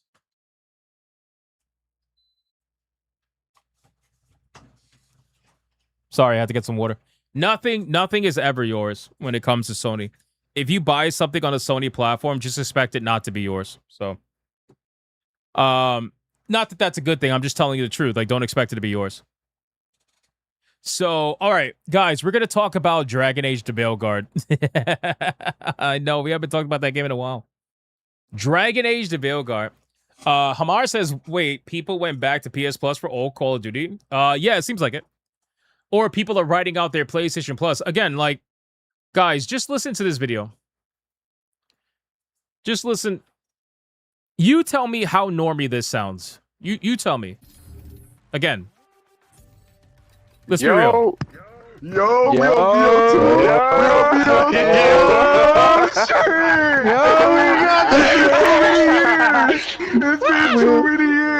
we got that shit. Yeah. They're literally crying. He's like, oh, it's been so many years. It's been so many years. To play Call of Duty Black Ops 2, bro. That's how shit the modern Call of Duties are. That people are more excited to play Black Ops 2 and Black Ops 1 multiplayer. You know? But again, this is what PlayStation's banking on. They know that there is more of this out there than there are of people like us. That's why I keep telling people, don't leave your PlayStation platform if you're expecting that to make Sony cave. And don't unsubscribe from PlayStation Plus if you're expecting to make Sony cave from that. Leave the PlayStation platform and unsubscribe from PlayStation Plus if you want to, because you know it's better for you. Third time in That's chat, the more I enjoy important your thing, info here. you know? You go, sir, and Jarl was scaring me a couple days ago on their last stream. Oh man, gaming isn't dead with the 5. Thank you, brother. I appreciate that. Yeah, we get a little wild here, man. We get a little wild, man. The super chats get a little weird. You know, they get a little spicy. You know, we got a little bit of crazy clips we like to play. You know, we have fun here. We have fun here. But thank you for the 5, man. I appreciate that. Welcome in third time. That's awesome. I want to see you in the 4th. I want to see you on the 4th. Gaming Isn't Dead says I'm here for the info. That's fine. That's fine. You could be here for the info, but we're here for a good time. We're here for a good time, brother. The info is going to be delivered in an entertaining way, or the best ability I could possibly be entertaining. Titan Wasp, thank you again for the 2. Appreciate that, my man. Over on Rumble, we also got Viovis gifting a membership. I appreciate that, brother. Shout out to Viovis, you legend. And Torino, with a 2 says, Sony wants not the eggs but the gold and will carve into the goose to cut away everything between them and the source of the golden eggs. Bro, what the fuck? That sounds like a riddle. That sounds like a riddle, man. What is that? Dante says, I'm woke and I'm here. Oh, shit, he's woke. He's woke. Torno, thank you for the 2, bro. I appreciate that. All right, we're good. We're caught up. All right, let's go. Let's keep going. Let me pause CTS. Let's keep going. Let me get out of this stupid video. This fucking normie shit. Honestly, guys, like realistically, just keep in mind when it comes to like PlayStation, especially because I feel like PlayStation and Nintendo probably have the 2 most how do I say, the 2 most egregious customer bases, in the sense of like PlayStation and Nintendo have a massive customer base that will literally just buy anything as long as it has that logo on it. But when it comes to PlayStation over Nintendo, PlayStation's basketball and sport game player base and shooter player base, basically balls and guns, right? Balls and guns, I think, gun and balls, whatever you want to call it. The ball and gun players at Sony are the equivalent of the Pokemon players at Nintendo. Meaning that those fan bases carry the entire platforms, and those fan bases are the reason why both companies are super fucking rich. Because ball and gun players, right, over at Sony, they're the ones that fund everything. Just like Pokemon buyers are the ones that fund everything for Nintendo, it's the same thing with ball and gun players at Sony. That is like the ultimate normie thing. People that only have Call of Duty and some form of 2K game or Madden game in their library. That's really what it is. And those people make a massive, like, it's huge. It's huge, the amount of people that play FIFA. FIFA's huge too. You know? There's some people that's all they play. That's literally all they play. That's why you'll have these people go on Twitter and they will with their whole chest, with their whole fucking chest, they'll flat out tell you, like, there's no games out unless there like a new 2K game comes out or a new FIFA game comes out or whatever. Like, there's no games out. You know, they'll flat out say that. You'll never see them playing anything else. And I don't care personally, because again, like, if you're a gamer, just play whatever you like. But realistically, like, there's a lot of people that are super normie like that. And you know, over the years, I've realized just how big of a group those people are. I know some people like that in real life, and I look at them and I'm like, bruh. You want to know how I look at them? Hold on. I'll show you. I'll show you exactly how I look at them. Watch, ready? This is how I look at the people that I know in real life, that all they do is play ball and guns. Watch.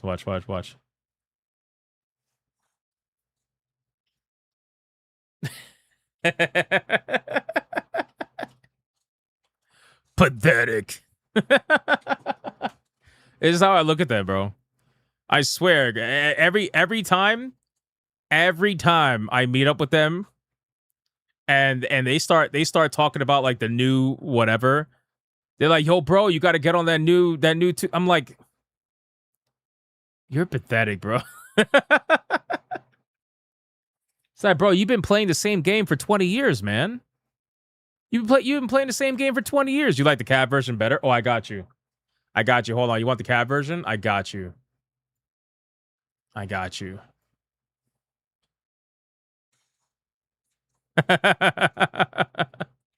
Bro, I swear. It's so bad, dude.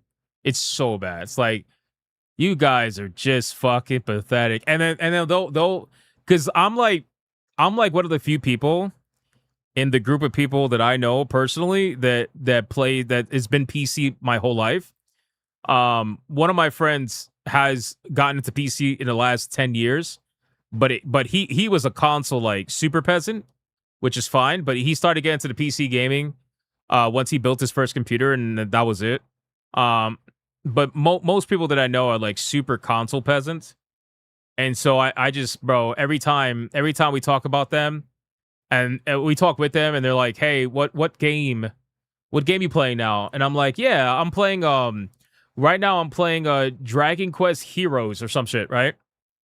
Bro, you would have, did you miss the Dragon Age news? No, we're going to get to that. Bro, you would think I would have told the guy that I fucked his mom or something. The face that they give you when you mention something like Dragon Quest Heroes, if you mention that to like a ball and gun player, bro, they're going to look at you like, what? What'd you say? What is that? You know? I'm like, yeah, I'm just playing Dragon Quest 7 Reimagined. What? Who makes that? You know? They have no idea. Bro, the other day, we were talking about like libraries, like game libraries. And we're gonna get to the topic. Just give me a second. I'm just venting right now because you guys are the only ones I can vent to about this. So, dude, we were having this conversation, and we were talking about game libraries, right? And they were like, you know, they had like, what was it? I think it was like 4 or 5 games, something like that. Because they asked me, they were like, hey, you know, how many games you have on Steam? Because they don't use Steam, so they don't know. Except for my one friend, but they don't know. So I was like, yeah, I actually just passed 2,500 games, brother. They thought I was lying. They legit thought I was lying. Like their mind couldn't comprehend that there's actually like there's that many games out there. You know? I was like, yeah, I'm at 2,502 or something like that. And they were like, what? I'm like, yeah, I'm at 2,502. Something like that. And I was like, you would be like that too if you weren't just playing Madden all day. Oh, man. No, it's not Fuda games, bro. Stop lying. It's not Fuda games. Anyway.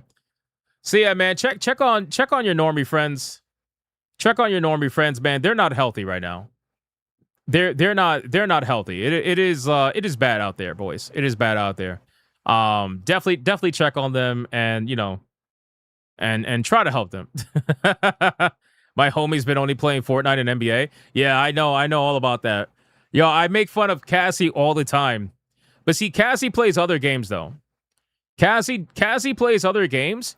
So I respect her more. But like Cassie, I make fun of sometimes because she's such like a Fortnite peasant. And every time she brings up Fortnite, I know like she's gonna fight me on it and shit. It's fine. Because I get the same thing when I talk about Cat Quest and stuff, so it's fine. But she's such a Fortnite peasant, bro, you know? But that's fine. We love Cassie. It's all good. All right. Enough of that. check your normie friends, man. That's all I'm saying. Let's get out of this and let's get into the next topic about Dragon Age. Let's talk about Dragon Age, boys. We got to talk about Dragon Age. Where is it at? Here we go.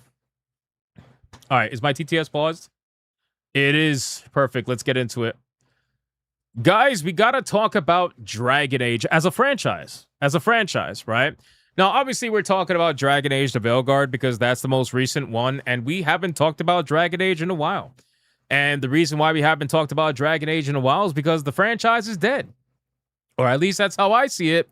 So it's been a long time since we talked about Dragon Age.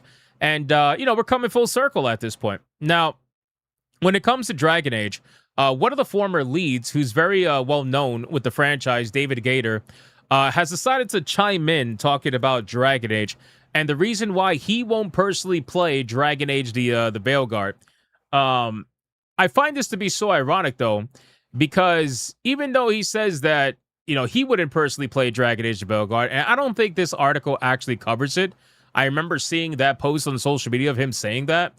The truth is that he defended it, right? He actually defended Dragon Age the Veilguard when it came out, basically saying that people that were complaining that it was woke or whatever are tourists to the Dragon Age franchise, right? And again, it's like, I think people use that word to describe things that they're upset about, that they may not necessarily know how to describe. but realistically, like, you know what people mean, right? And the way that things were back in the day compared to what they are now are totally different.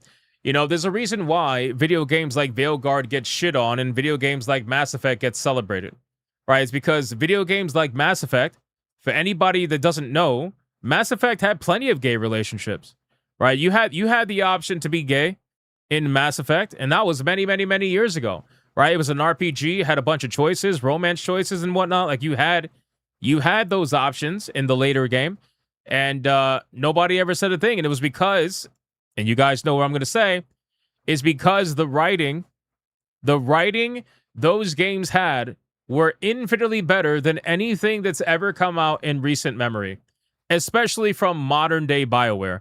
Modern day BioWare is a shell of its former self. It's honestly pathetic. Modern day BioWare has lost its charm that it had many, many, many, many, many years ago. And I played Veilguard. I completed Veilguard. I made sure every single one of my characters died, because that was the only way for it to end. And honestly, for me, it's like Dragon Age to Veilguard, the biggest problem with that game is that in a video game that should be about choice, you had very little. So even let's say, even if you didn't want to partake in all the nonsense, right? Let's say, because I don't really do romances in video games. I hate it personally. I know some people love it and it's fine. But me personally, like, I'm just focused on the game and the gameplay and the actual story. I don't give a fuck about the romance unless it has something to do with the actual story. Then I'll fuck around with it, or if I'm doing it as a joke. But otherwise, like, I really don't. I don't personally care. But at the end of the day, like, if it was a choice, that's better, because then I could just, like, not make that choice. It's very easy not to make that choice. Like, RPGs, I've always personally graded RPGs very different. I've graded RPGs very different in what I am tolerable to and what I am not tolerable to, because RPGs are all about choices, and it's a literal role-playing game. So it's like you are going to role-play the way you want to role-play. So naturally, I do expect them to give multiple choices to people to be able to role-play the way they want to role-play. So I've always graded it differently. But the problem with Veilguard is that the choice was made for you, right? Even in the beginning of the game, I'll give you an example. Like, about 30 minutes into the game or something like that, you're greeted with a choice, right? And that choice is whether or not you want to have a trans character or not. Forget the fact that it's egregious enough that you're bringing in modern day terminology into a dark fantasy video game like that. You're bringing modern terminology into it. But even if I wanted to let that go, it doesn't matter, because if you choose no for having a trans character, you're still going to get bombarded with all the other nonsense from all the other characters in the game. You can't avoid Tosh like that. You got to deal with Tosh. You may be able to avoid her non-binary scene, but you're going to get bombarded with it at some point. You're going to get bombarded with her nonsense. And that's the issue, is that the choice is made for you, and that they force it on you with no means for you to avoid it and play the game that you want to play. So that was my biggest issue with Veilguard. Veilguard makes the choice for you, and even when you say no, they still throw it in your face anyway. Not to mention the NPCs. There was a female blacksmith, I forgot what town she was in, who told me that her pronouns were whatever, they, them, or some shit. It's like, why is the blacksmith in a dark fantasy video game telling me that her pronouns are they, them? Why is this happening? Like, there's no reason for this to be happening. This is fucking egregious, right? So anyway, the point is, or she told me like she was non-binary or something. It's one of the two. I think it was non-binary. The point is, the game takes the choice away from you, and the game essentially forces it on you. And that's where I get annoyed, right? If it's an RPG and it's a choice, and I could just not make the choice and just play the game the way I want to play it, I don't care. But if you're going to take me out of the story, when I, at the beginning of the game, said no, you clearly don't know what no means. You clearly don't actually know what the hell no means. So anyway, so all that aside, David Gator's well known in the Dragon Age community, and he defended this game in the beginning, but now he's saying that playing the game will leave him heartbroken or something like that.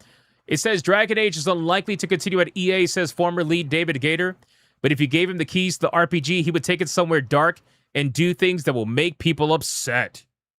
What? So Veilguard didn't make people upset? What the hell are you talking about, brother? It's no secret BioWare's Dragon Age series has seen better days under its corporate overlord, Electronic Arts. You know what I like about the gaming journalists is that they went from how do you put it? They went from shilling for the game to saying that the game is good, but it's misunderstood, to then saying, okay, the game is not as good as it is, but the score is going to stand. There's literally journalists that scored this game 9 out of 10, 10 out of 10, and then a year later, they're like, you know what? The game's actually not a 9 out of 10, but we don't go back and edit our reviews, so it's going to stay a 9 out of 10. It's like, really, dude? Anyway, I love seeing the Switch because they constantly switch all the time. Constantly switch it up. They'll just follow whatever people are saying. They'll try to counter the chuds, and if the numbers don't back it up, if the numbers cannot support what they're saying to you, then they'll just be like, yeah, well, it's true, but it's not true because of your reasons. It's true because of my reasons, and my reasons are always anti-capitalism. Because that's what it is, right? Like, they'll constantly, you can see it here, complaining about their corporate overlords, Electronic Arts. It's EA's fault that Dragon Age is dead. It's EA's fault, guys. Which, don't get it twisted. EA definitely played a part in it. I'm not going to sit here and pretend like EA did not play a part in killing Dragon Age. But I'm also not going to pretend like the developers that were over there, they were absolutely ideological psychopaths, didn't take a part in killing Dragon Age either. Like, I'm not going to, like, you all took a part in that. It wasn't just EA, and it wasn't just BioWare. You guys all did that together. Not to mention that you guys were so focused on your ideology nonsense that you decided to take over 10 years to develop this game and go through 3 different iterations of this game. And the final iteration that we got of that game, you worked on it for like 3-4 years. So what the hell were you doing for the over 10 years? All the money that you blew on this game for what? What was the point of that? Anyway, so it says that with the most recent entry, 2024's Veilguard failing to meet sales expectations after a decade of development hell, despite generally positive reviews. Again, reviews don't mean anything. They don't mean anything because with video games like Veilguard, everybody's got a mission, right? When it comes to the games media, you guys made your mission very clear. You're going to suck this game off dry as much as you possibly can, and you're going to use it for all it's worth to push whatever little message that you wanted to push at the time. It didn't last very long, but that's what you did. We all saw it. The numbers were exactly what we said it was going to be. And then you guys all switched up later down the line. You all switched up. Every single one of you for the most part. According to David Gator, longtime Dragon Age writer from Origins to Inquisition, EA's discontent with the series runs a lot deeper than that, telling PC Gamer that it was pretty much always on the chopping block during his long tenure at BioWare. In fact, he's seen enough that he's been convinced that there is no future for Dragon Age at EA, saying it's unlikely to get another game unless it gets bought by another owner. To be honest with you, it should get bought by someone else. Have BioWare sell it. Seriously. Have BioWare sell Dragon Age. Please. I beg of you, actually. You know what? Bro, you know what? Respectfully, give Dragon Age to Larian Studios. And I'm not even kidding. I'm not even kidding, bro. Respectfully, sell Dragon Age to Larian Studios and get the fuck out. Get out. Leave at that point. Let's give it to Larian Studios. That's what I think needs to happen. Dragon Age needs to go to them. You know? Is it ever going to happen? Probably not, but that's who needs to buy Dragon Age. Because if Larian Studios, bro, if they made a Dragon Age game, oh my god, brother. That would be unbelievable. Do you see how dark their current video games are with Divinity? Do you see how crazy Divinity is right now? Dragon Age would be insane under the hands of Larian Studios. And you know what's amazing about Larian Studios is that they're a studio that has all kinds of people working for them. You know? Remember the story that came out where some weird, like, I don't know, like some employee over there, some trans employee was accusing Larian Studios of like bigotry, transphobia, sexism, and I don't know, whatever, sexual misconduct, whatever stuff, right? They were accusing them of all kinds of stuff. and then it just the story completely died because they didn't get the attention they wanted. And they were doing it because, according to that trans person, they were angry because Larian Studios would not fire a group of employees that were Trump supporters. It's like, I guess they were talking politics at the studio, and the trans person said that half the studio is essentially right-wing and the other half is left-wing, and there's constantly arguments over game design, right? Apparently, they were arguing over the pronouns in Baldur's Gate 3, and the pronouns ended up staying, but then the people who were arguing against the pronouns ended up getting what they wanted from the game when they added their own thing in the game. So my thing is like, I actually don't mind that. I don't personally mind when there's half and half, and you're putting things into the games that everybody wants, right? This is why like the game was so far-reaching and why it was so successful, because everybody was playing it. Everybody had something in that RPG to make them play the game that they wanted to play. And it really is the reason why that game stood out the way that it did. I feel like that's great. You should never be in an echo chamber when you're at your place of work. And I understand the gaming industry is very used to that. You know, the gaming industry is very used to that. They're used to that echo chamber style mindset. But Larian Studios, the CEO of Larian Studios, he apparently was approached by that employee, essentially saying that they wanted that, you know, that group of people to be, I don't know, reined in or whatever. And the CEO said, no, we're not doing that. So realistically, like, I thought that was pretty good. That's what you call real diversity, not that fake BS corporate diversity that they're always preaching about, but they never actually do in real life. That's what it really looks like. But anyway, I digress. So I would love to see them take over for Dragon Age. I think that'd be pretty epic. Throughout the entire time I was there, we were always one breath away from the project being shelved. Gator says, the thing that happened is that we kept releasing games, and it would sell much better than they thought it should, and it kept surprising them. Gator then left Dragon Age team after Inquisition to work on Anthem, and we all know how that went. He ultimately left BioWare entirely in 16, but he clearly still harbors some mixed emotions about his time with the studio. Describing a leadership environment that gave excuses for other series failures, like Mass Effect, but called successful Dragon Age releases a fluke. Well, it's because, realistically, I mean, Mass Effect had a broader appeal. I think Mass Effect had a broader appeal overall. It's a little bit lighter, you know, in tone in terms of like presentation. Dragon Age was always a bit darker. I know they tried to like lighten it up a little bit later down the line, especially with Veilguard, got super light. But realistically, Mass Effect was the love child, and Mass Effect was more successful. It just was. Especially for the first two games, it was way more successful. And the amount of hype, the disgusting amount of hype that was behind Mass Effect 3 was just, I can't even describe to you. I can't describe to you how much hype there was for Mass Effect 3. It was the Star Wars of our time for video games. It really was. It was that sci-fi epic that everybody was thinking about. You know? So, I don't know, man. I've heard this rumor quite a bit before that Mass Effect was a love child and that Dragon Age never got anything. And I feel like this is from people that just want to blame anything other than the studio that made it. I'm sure EA had something to do with it, I'm sure, but realistically, they're trying to make it seem like they had everything to do with it, and that's not true. That's not true at all. So, I don't think we're going to see another Dragon Age from BioWare. And like I told you guys before, I'm sticking with my prediction that Mass Effect is make or break, right? The upcoming Mass Effect 4 or 5, whatever it's called, the upcoming Mass Effect, if that game is not successful, BioWare's dead. It's done. It's gone. It's cooked. BioWare is dead. There's no coming back from it. It's over. I think EA is going to shut them down, especially since EA is going private and they're about to be owned by the Saudis. Saudis are not going to want to care about that shit. BioWare's got one shot. And yeah, I don't really know if they're going to do it right. So we'll see how that goes. But yeah, Dragon Age is freaking dead, boys. It's dead. All right, let's resume TTS, and we're going to keep going. Where are we at? Let's see. Those are Sony ponies and normies when they speak. Yep.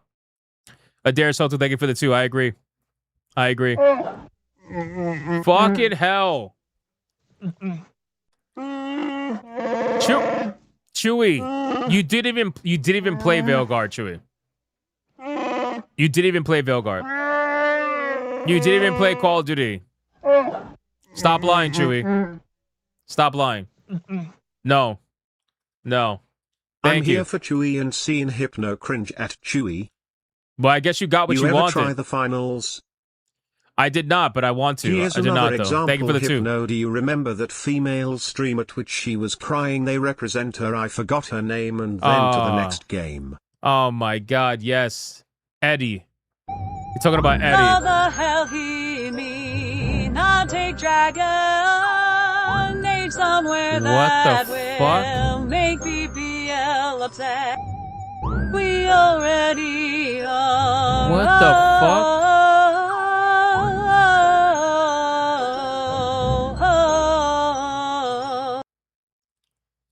Did you really have to sing that? Did you have to? Moondoggy, thank you for the 5. I appreciate that. Crazy. Yo, it said PPL. That's so funny. I thought it said BBL for a second. I was like, wait, why would it say BBL? That doesn't make any sense. Thank you for the 5. I appreciate that, man. And to prove it, some other developers already helping with the Mass Effect because the director left the ship to another studio, Wizard of the Coast. Yeah, yeah. It's, you know, it's, so the person you're talking about before is Eddie, I think. Eddie, the what was it, trans content creator that had like personal connection with the director at BioWare. What's the name of the director? I forget. These people don't mean anything. But yeah, they had personal connection with them and they were like shilling for the game and stuff. And the moment the game died and nobody was talking about it anymore, they just left to other video games. So hilarious. The one that argued with Nude. Yeah, that one. Yep. I forgot the name of the director. What was the name of the director? I forgot. I'm sure we can Google it. But thank you for the 5. Appreciate it. Let me check Rumble really quick. Oh, what was that? No, nope. I already read that one. Okay, cool. She had a feud with Nira. Yeah, Gender Mance or something. The one that works at Wizard of the Coast now, Tired King. What's their name again? What's that dude's name? I forgot. Oh, Corinne Bush. Yeah. Is it Corinne Bush? Yeah. Corinne Bush. Corey. We call him Corey. Corey Bush. Corey Bush. Yeah, that one. That's the one. Yeah, they had like, you know, little real life connection and let's just say took full advantage of it, I'm sure. Dante says, I don't know how much we could blame Veilguard director because they at least released that cursed game. I don't know, man, because, you know, my thing is I look at patterns, right? And the pattern that I notice is that director, for example, was working on The Sims for a long time, right? And The Sims, I believe, was the first video game to introduce like trans scars to the game. And I understand more for The Sims to have something like that because it's a real life video game. So if you want to put some crazy shit like that, I get it. Not that I personally agree with it, but I get it. But that was the director that decided to put that in The Sims. And then ironically, that's also the director that decides to put that in Dragon Age for the first time. So I start noticing a pattern there. I'm like, okay, so you like doing this stuff. Like you are making it a thing to make sure that it's in the game. Like you're actively doing that, right? So that's where I look at that. I'm like, like I know you can't. I'm not saying blame him for everything. I'm not saying that, but I am saying like there are definitely some decisions that were absolutely either started by that person or heavily pushed by that person. You know? Do we know this director did put that, but not the previous ones? I don't know for sure. But what I'm telling you is I do know that director is the one that put in The Sims. And then when that director was chosen to come over to Dragon Age to write the ship, all of a sudden we go from, you know, what the fuck was it called? Dragon Age. Before it was the Veilguard, the Dreadwolf, right? The moment that director shows up, it goes from Dragon Age the Dreadwolf to Dragon Age the Veilguard. And it's like, you know, it's just weird. It's weird. You start seeing, you're like, okay. You know, and again, I don't think like they're the only one. I'm not saying that. But I'm saying you start looking at that like with a little bit of a side eye, you know? You're like, okay, I see the pattern here. There's a little bit of a pattern going on here, you know? Listen, I'll say this, man. Dragon Age the Veilguard, I am shocked that it came out considering that it had such development hell. But realistically, it was not a Dragon Age game. So I'm not going to praise the person for getting the game out because they didn't get out a Dragon Age game. They just got out an action video game that had some slight RPG elements to it. Nowhere near the amount of depth that Dragon Age video games were known for. Nowhere near the amount of detail. Nowhere near the amount of choices. You know, it's like you didn't give me a Dragon Age game. The only thing that I could appreciate is that you gave the ability for every character to die. You know, that's cool. That's one thing that I really liked about Mass Effect 2 is that you had the ability for your entire team to die. Like if you mess up and you don't do the right thing, you had the ability for all your characters to die. So having that level of choice in that game was cool, but that was the only fucking choice you had. Like that was the only like realistic decent amount of like choice was that. You know, everything else though, no. It was just not the case. So, but you know, that bad ending was dark. That's why it was the only thing that feels Dragon Age. Whole game should have been that tone. Yeah, I agree. I think that Dragon Age Veilguard was missing that dark tone. It was way too bright of a game. It was just overall way too colorful. You know, everything was fucking purple. Like it was really annoying. You know, it didn't have that gritty feeling. Like if you play Origins and you go to Veilguard, you're gonna be like, whoa, what? Like even if you go from Dragon Age Origins to Dragon Age 2, that's obviously a big jump in terms of like how the game is presented, because you go from over the top CRPG to like behind the character, more action style. And then from Dragon Age 2 to Inquisition, it's not as big of a jump in terms of presentation, but it's still maintained that dark feeling to it, that dark fantasy feeling to it. But then Veilguard, bro, it's like a complete 180. It is just as drastic as going from Origins to 2 as it was going from Inquisition to Veilguard. It was just as drastic. It was like, this is not the same franchise, bro. Where is Dragon Age, you know? Where is it? I don't see it. I don't see it anywhere. And then the gaslighting, people are like, oh, you know, it's Dragon Age for a modern audience, whatever the hell they said. I'm like, really? Is it really though? Like, what modern audience is going to be into this stuff? It's very clear not many were.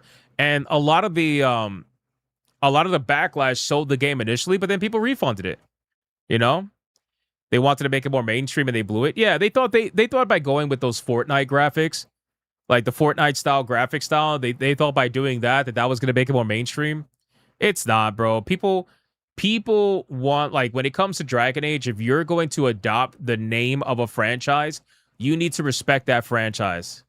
Plain and simple. You need to respect that franchise.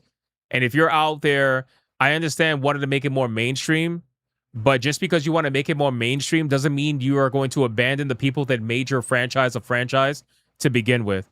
That's the problem with these people. They think that the only way to go mainstream or the only way to find new players is to abandon the old players. It's like, bro, without the old players, you wouldn't even be able to have a franchise to get new players for. But they always do it. They always, like, 9 times out of 10.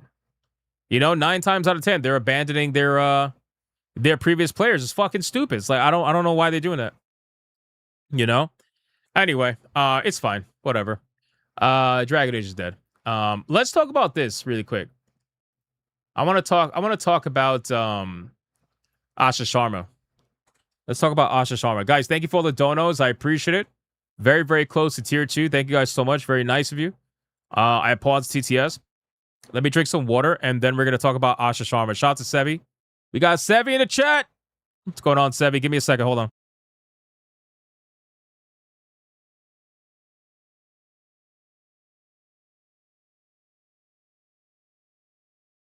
All right, I'm good. Oh, hold on. Wait. Pal World 1.0 has launched. Let's go!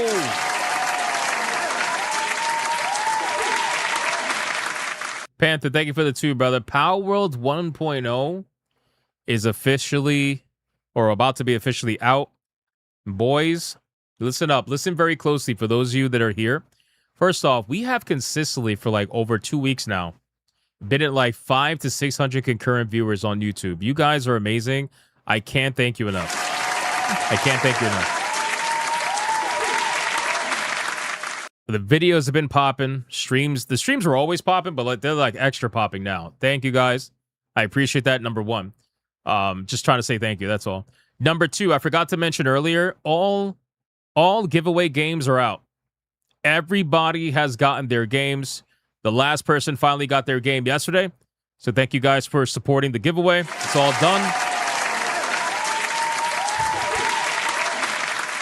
It's all done. So again, thank you for that.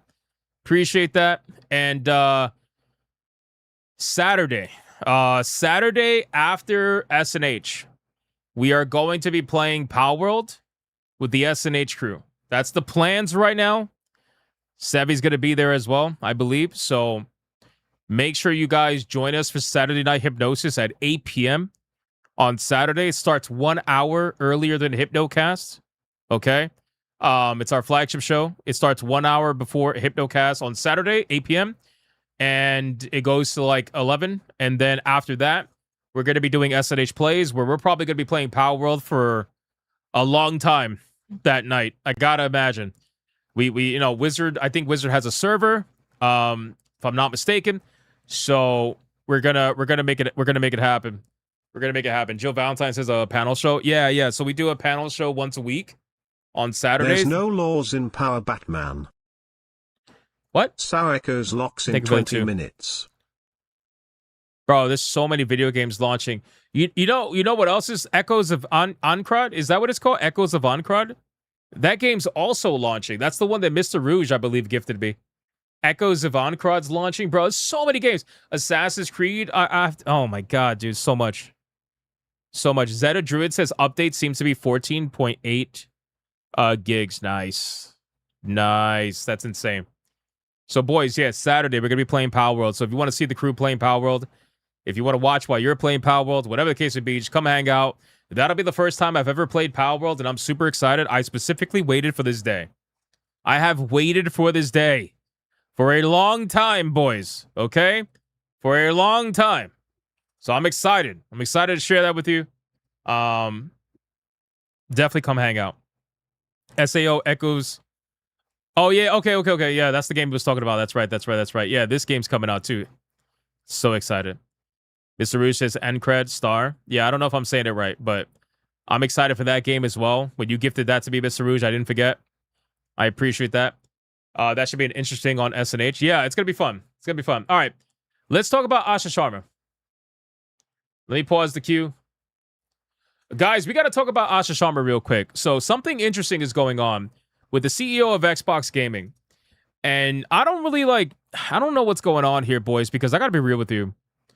Something weird going on, okay? Something really weird going on. I got just a weird feeling about this, because when I see something so artificially pushed, and it's like noticeable at this point, I start to question, why is it that way? Why is it that way? It was kind of the same thing when Sarah Bond. Do you guys remember Sarah Bond, the previous right-hand lady to Phil Spencer? Remember when it was announced that Sarah Bond just magically one day joined the board of directors over at Tyson Foods? I remember saying, bro, that is so weird. Why the hell is a tech queen joining the board of directors over at Tyson Chicken? It's just a little bit weird to me, right? A little bit odd. So anyway, this is all going down shortly after Asha Sharma obviously laid off over, 3,000 some odd people. But apparently, Asha Sharma is going to be joining the Federal Reserve Task Force. That's weird. On jobs and productivity, just days after announcing mass layoffs. The group is going to apparently assess the economic impact of new general-purpose technologies like AI. Now, here's the thing. I do know that Asha Sharma's background is in AI. I do know that. That was one of the things that was mentioned when she ended up coming, she eventually, she joined Xbox and whatnot. Her history is in AI. She ended up hiring an entire team of executives that all have experience in AI similar to her. So it's very clear where all of this is going, right? It's pretty obvious where all this is going.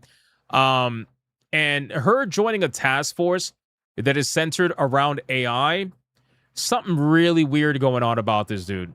Something really, really weird. But anyway, let's see what we got. The Federal Reserve just announced a bunch of new task force staffed by private sector leaders to help advise it on modern trends in the economy.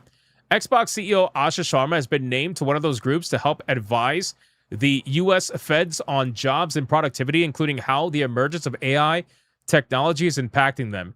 Her new side gig was revealed just days after she instituted roughly 3,200 layoffs that will roll out across Microsoft's gaming division over the next 12 months. The Federal Reserve's commitment to price stability and maximum employment is unwavering, as is our resolve to pursue our mandate with rigor. Federal Chairman Kevin Warsh said in a press release on July 9th, the U.S. economy has changed significantly over the last generation, and never more so than right now. Each task force will carefully consider whether policymakers' means and methods, analytical tools, and policy approaches can be improved upon. I am honored that the best minds from a range of disciplines have agreed to work with us to sharpen our performance as an institution. The goal is straightforward: to ensure the Feds is best positioned to achieve our objectives in this consequential time. Man, bro, some weird shit going on, too. I'm telling you, man. It's like between the PlayStation, killing off physical media, and the whole 2030 plan and shit. Like, it's really, really, really weird what's going on. I can't shake the feeling that there's so much more to this than meets the eye. Because I'll say this, at least in terms of experience, at least it matches, because if they're using her for her AI, knowledge, they're using her for her AI experience. So at least there's that. Whereas with Sarah Bond, her joining Tyson Foods was kind of weird, because I don't know exactly what you're gonna what are you gonna do there? What are you gonna do there? I know there's a business side of things, but I don't know. It's just interesting. But they're using her for what she supposedly knows, which is AI. I know people are joking in the chat that she might just be an AI herself. Maybe she is an AI, right? Maybe she's Skynet and she's gonna take over. I don't really know at this point. But what I'll say is that a couple things. Number one, at least at the bare minimum, she's capable of realizing the bloat that's in the industry, and she's firing all these people. And to be honest with you, she's kind of doing it because she has to. She has to show that by her being put in position of power, that she's going to make the hard decisions, because Phil Spencer, for whatever reason, and Sarah Bond didn't want to make those hard decisions. They didn't want to trim the fat, for whatever that reason may be. I don't know if they got too attached to the studios. I don't know if they just didn't have it in them to do it. But at least at the bare minimum, she has the ability to do that. But I do think it's a little funny for someone who fired 3,200 people to be in charge of jobs and productivity, especially when her company has probably some of the worst productivity. I mean, she admitted that apparently it took 14 levels of management to go through before any decision could be made on average at Xbox. At Xbox, it took up to 14 yeses from management before they decided they were going to either do something or not do something. So when you talk about productivity, your productivity is in the gutter, bro. There's no way if it takes 14 people to be like, yeah, I'm down with that, or I'm not down with that, I mean, so far she's doing what seems to be good for business. Whether or not it actually ends up making any positive changes, that's obviously going to remain to be seen, right? Because Rome's not built in a day, so it takes time for these things to kind of cook and, before we realize anything actually comes of it. But I just find this all to be extremely, extremely weird, man. I just really do. Sharma's task force has been asked to assess the economic impact of new general-purpose technologies, including AI, to inform the Federal Reserve's policy judgments. She's not doing it alone, however. Working alongside her is Charles I. Jones, an economist at Stanford University who works with the AI company Anthropic, and venture capital ghoul Mark Andreessen of Andreessen Horowitz. You might know Andreessen as the cone-headed co-founder of an early web browser who has parlayed his Silicon Valley tech fortune into a venture capital fund that leaves him with plenty of time to go on podcasts and talk proudly about having zero introspection in his life. I'm so glad he now has the direct ear of the nation's central banking system. I think the journalist doesn't like this person. What do you think? What do you think? Like, I wish, man, journalists, bro, they're quite funny. I'll just leave it at that. Sharma is also from the startup world, which we already know that. Having worked at Instacart and Meta before joining Microsoft's core AI group, which, by the way, I mean, bro, the amount of money that Meta has lost chasing VR, for example, is ungodly, right? It's ungodly. I know you guys are in the chat mentioning the H1B visas with the 3,000 visas or the 5,000 visas or something, and that's why she fired everybody. That's been debunked according to from what I remember. That's been proven to not be true.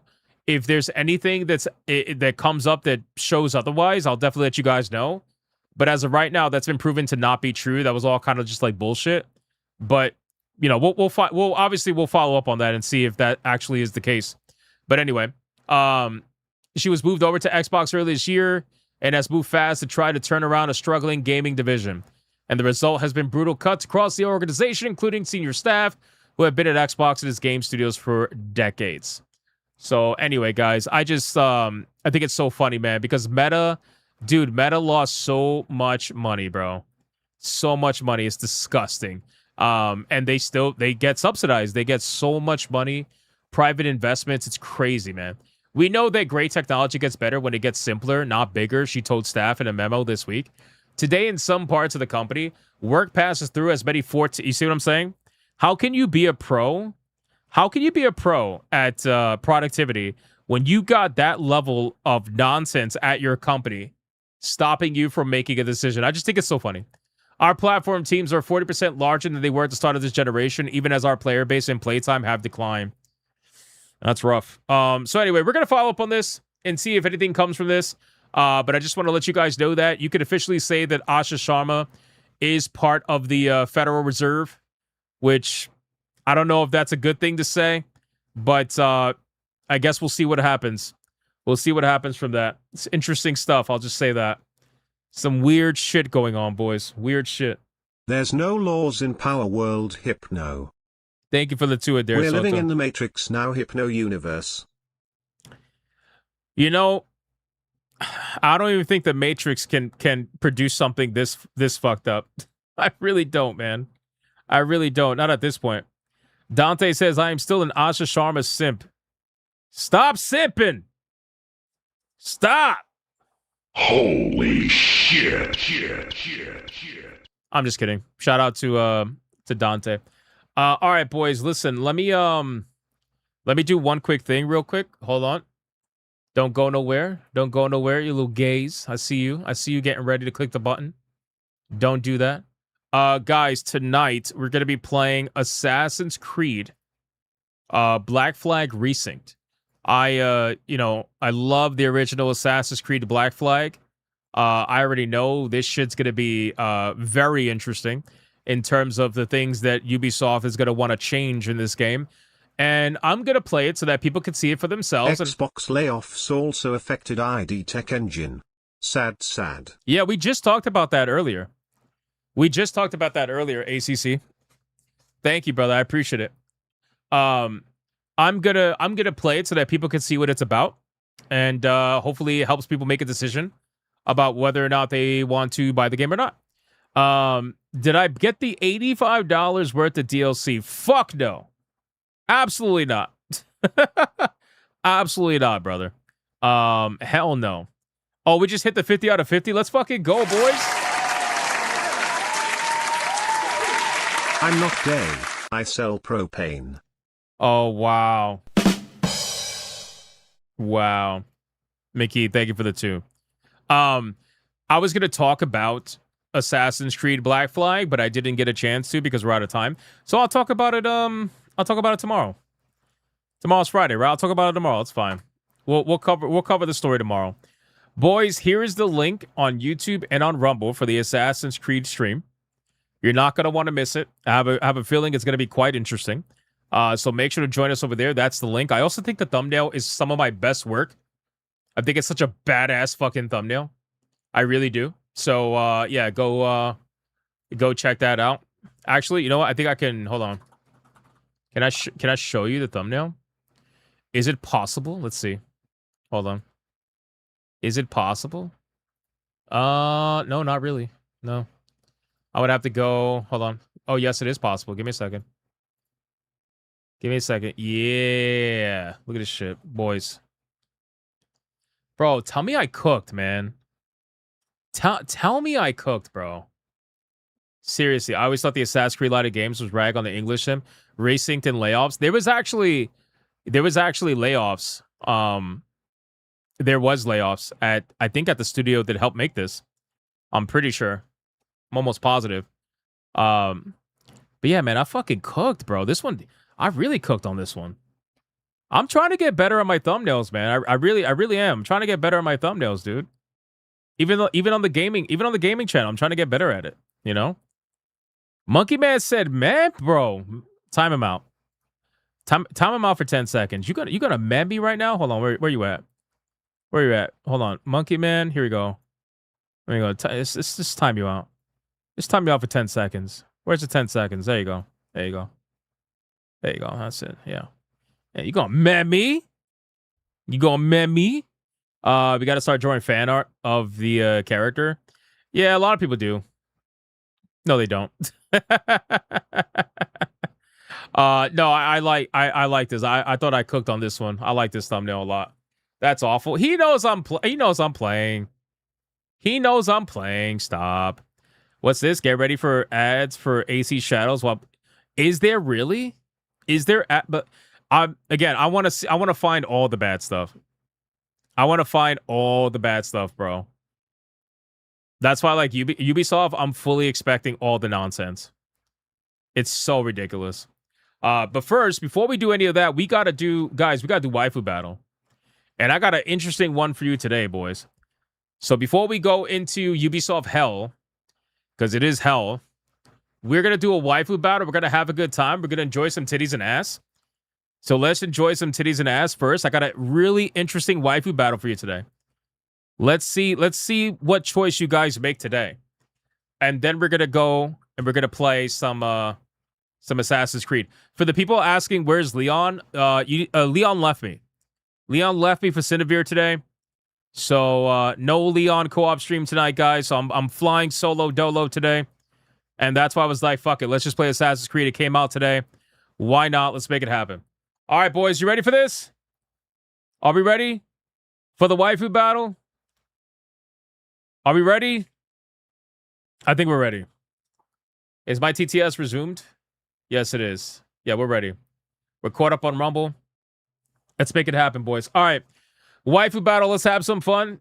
And guys, if you're not going to hang around for the Waifu Battle, either catch me tonight on Assassin's Creed or catch me tomorrow for whatever I decide to stream at 5 p.m., whether it's Assassin's Creed or Tunic, and then obviously Hypnocast. And I mean, we're busy, boys. We got there's a million streams going on. We got videos.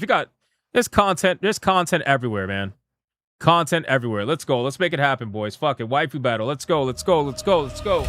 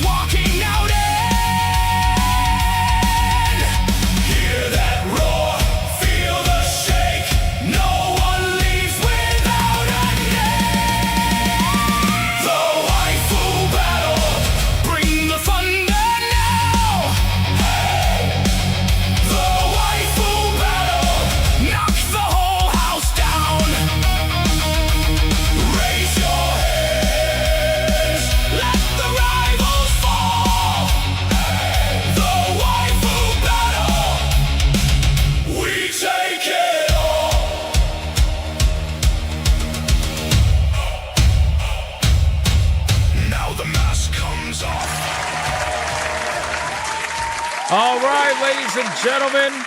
Guys, we got a battle of cats. I'm not even kidding, boys. We got a battle of cats. So I figured we'd get an interesting choice today. I figured it'd be something that, I don't remember the last time we had something like this, to be honest with you. But we got a battle of cats, boys. We got a battle between Black Cat and Catwoman. This is going to be an interesting one. Yeah, it's a latex fight, basically. It's a lot of kitty. Yeah, it's a lot of poussey. Yeah, exactly, ACC. You got it.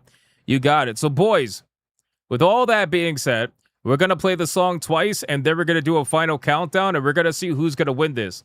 Get your votes in fast. First name. You got to put the name first, obviously. You got to put the name first. This is the third time I did this, but still good. I love doing this one. This is one of my favorite, battles. I think Black Cat usually wins. Split. Damn, we got a split already. Holy shit, boys. We're early gooning. Wait. All right, hold on. So, guys, yeah, you gotta put the names first, okay? If you just say split, I'm just gonna split. It's fine. Whatever. But if you're picking one, you gotta put the name first, so I know. Oh my god, we're early gooning. All right, fuck it. Let's just get into it. It is what it is, boys. It is what it is. Just Ford started us off with an even split for both waifus. Black Cat and Catwoman, even splits. The man didn't want to waste any time. Jesus Christ. I appreciate that. Ali Kusanagi with a 10 for Black Cat. So that means Black Cat's in the lead because the first one was a split. I appreciate that. Thank you, Ali Kusanagi. We got Deadeye's Lock early gooning with a 5 for Catwoman on Rumble. And then a 2 for Catwoman on Rumble. And then another 2 for Catwoman on Rumble. And says Marvel vs. Capcom cat style. I appreciate that.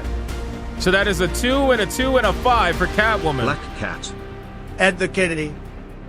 The Waifu Battle song reminds me of men or... That's fair. What do you call a Roman emperor with a cold? Julius Caesar. That's terrible. Don't ever tell that joke again. Black Cat. Thank you for the 5. Secret Final Boss with a 2 for Black Cat. I appreciate that. Black Cat. We really need a Spider-Man run with her as the main girl. She is one of the best. She is. She really is. Split. Bio2, thank you for the 10 for Black Cat. I appreciate it. Midnight Mike with a 10 split for both. I appreciate that. Thank you, Midnight Mike. Toradol with a 5 over on Rumble for Catwoman. Well, actually, no. He just said Cat. He didn't say which one. Toradol. What are you doing? What are you doing? You know what? I'm giving that to Catwoman because he said Cat first. He said Cat first. So I'm giving it to Catwoman. It is what it is. It is what it is. Selena Kyle, Hypno, really going all summer long without streaming Lawn Mowing Simulator even once? Oh my god. Shaking my head. Oh my god. Oh my god. Great Ape, thank you for the 5. I appreciate that. Using Sonia's voice to felt me. Why am I not surprised? Boys, one more round. Are we ready for one more round? This one was hot, bro. Holy shit. You guys came out swinging with this one. It's pretty close. You ready? Let's go again. Let's go again. Like both, one last time. But Catwoman is just better as long as it's not Eartha Kitt. Lol. Dark Mages, thank you for the 5. I appreciate it. Fair enough, man. I like Black Cat personally, but, you know, it's all good. I won't say no to either, to be fair. Just to be fair. I think most people will probably agree with that.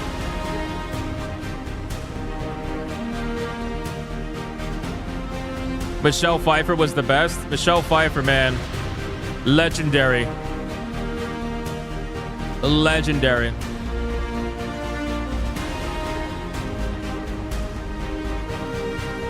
Black Cat is better in every way. I think it's just her hair. It's her hair. I think that's what it does for me. I think the outfit's better too. I don't know. I think it's just all better. I think it's all better. Black Cat. Yo, Carlos, thank you for the 2, Carlos. I appreciate the Black Cat vote. Thank you so much. Appreciate that. Let's go, boys. Make your voices heard. Toradol with a 5 for Black Cat. He said, geez, you're making it hard to troll you. I got no dog in this fight, so no favor to either. Let those who care decide. You love to see it. Thank you, Toradol. Thank you, Toradol. And we just hit tier 2. Holy shit. We're powering through to the end, man. McKee with a 10 for Black Cat. This is way too close. This is way too close, man. Way too close. Thank you for the 10. I appreciate it, man. We need a big hit on one or the other. This is way too close. All right, boys. Final countdown. The last super chat. Black Cat. Meow. Cyber Rider with a 489 for Black Cat. You love to see it. Thank you, Cyber Rider. I appreciate that. Boys, final countdown. The last one that shows up on my screen is going to be the one that counts.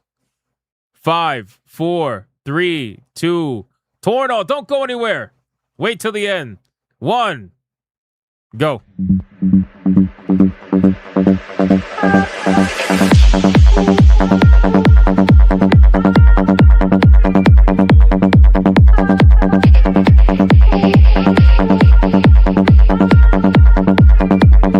Black Cat, good morning. Smee the North Wolf with a DKK 169 for Black Cat.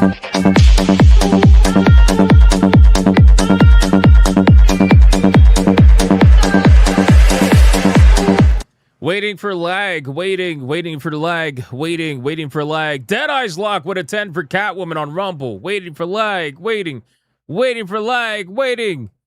And that is it, ladies and gentlemen. The last super chats that are going to count are Smee the North Wolf with a DKK 169 for Black Cat. And says good morning. I appreciate that. And Deadeye's Lock with a 10 for Catwoman. And says it should have always been Selena and Bruce instead of Bruce and Talia. Sorry, Black Cat, but I'm loyal to Selena Kyle. You love to see it, man. Shout out to Deadeye's Lock. Thank you for the 10, my man. Appreciate that. Now we got to wait for T-Jab to let us know who the winner is, but I'm going to play a proper Uwu song because we hit tier 2, boys. It was crazy.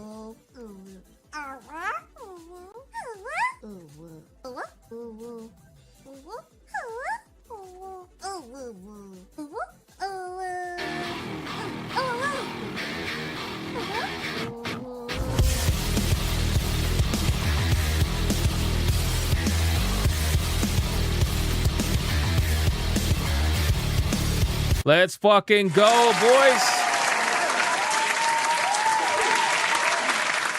Guys, we're at 698. We're at 698 tier 1s in a row, boys. Holy shit, man. And we're at 373 tier 2s in a row now after today. That's crazy, bro. Shout out to you guys. Thank you so much for that. I appreciate that. You guys are legendary, man. Again, I hope you're having a great time on the streams, having fun. Shoot the shit with me every day. It's just awesome. It's awesome. I've been trying to do more gaming streams late at night. I know I like slacked on them for a little bit, but that's because I was so busy. IRL was a motherfucker. It still is, but you know, I'm sacrificing sleep to try to get more gaming streams out. So hope you guys are enjoying them. It seems like you guys are anyway, for those of you that come hang out over on Griffcast. So I appreciate that. I appreciate that very much. Just gonna wait for T-Jab to give us the numbers. I don't have a Feeding the Duck song. I really should get one, honestly. So that way it would be better. Try to sleep, get your sleep. Fuck sleep. Fuck sleep. You guys know I'll go for like 20 days straight and then I'll just pass out for like a day. It's fine. It's fine. Don't worry about it. It's okay. It's right. It's all right. I'm built different. There's so many games out though. Like, how can I sleep? There's so many games out. It's like there's a lot of reviews that I gotta get out.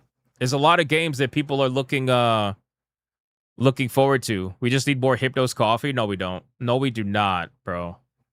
No, we do not. We do not need Hypnos coffee. We're fine.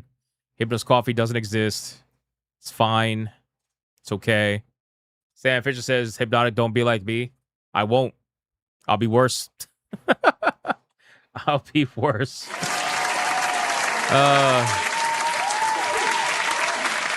What happened to the ducks? They died.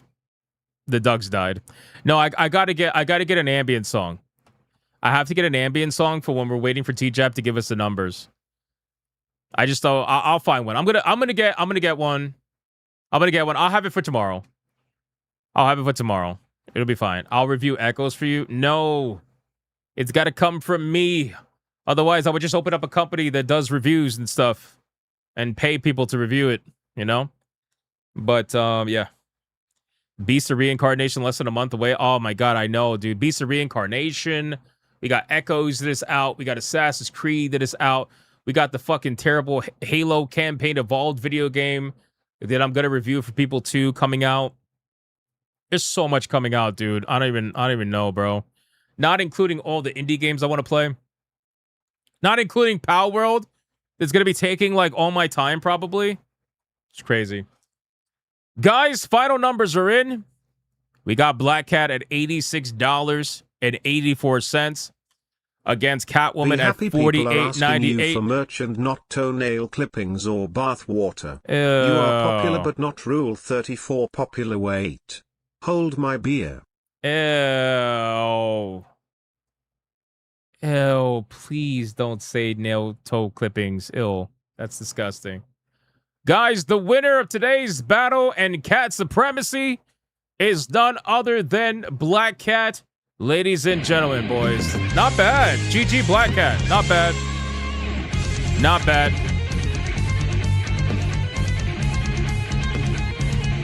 Not bad.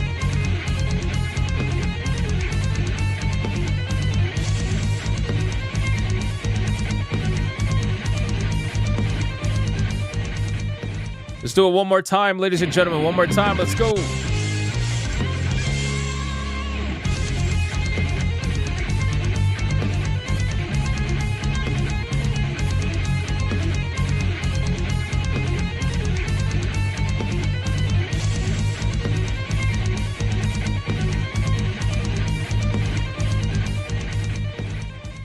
Coping and seething. Let's go. You are coping and seething. No recount. You just can't accept what you're seeing. Yes, you're coping and seething. The truth is scalding, and now you are molding and coping so hard. Coping and seething. Shout out to all you guys.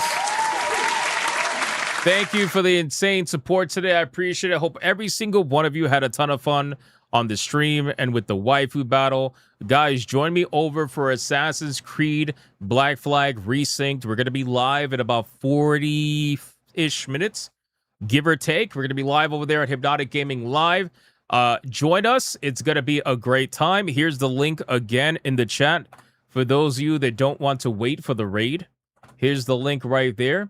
Please make sure to come hang out with us. It's going to be awesome. And if you're curious about what the remake looks like, well, now's your time to check it out without having to pay anybody and risking a 2-hour refund window. You know? It's a good thing, man. It's a good thing. All right, boys. I'm going to take a little break, and then we're going to go live at Hypnotic Gaming Live. Thank you guys so much for everything. I appreciate it. Thank you for all the donations, for all the likes, and all the comments and the support. Like the stream on the way out.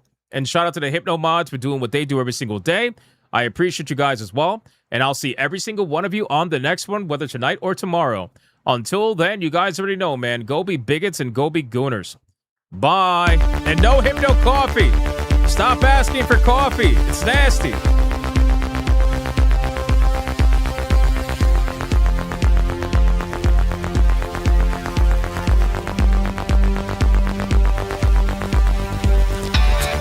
I am not gay. I have relationships with women and sex with men. And I got news for you. That means you get.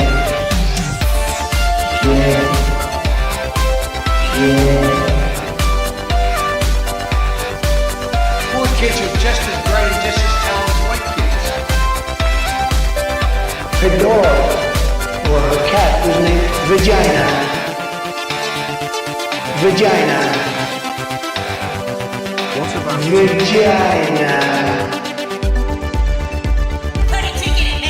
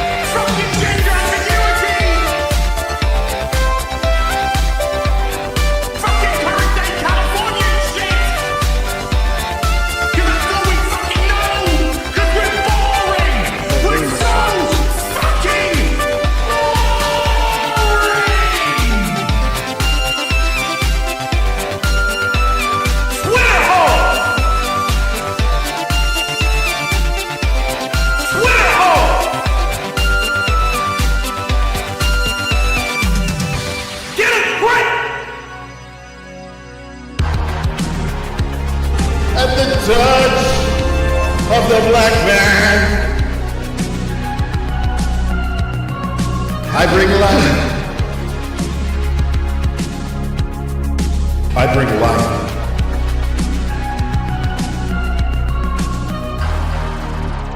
I bring light.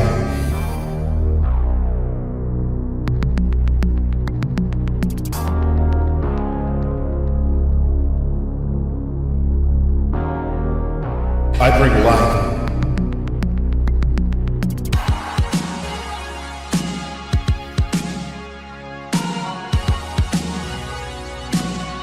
I bring light.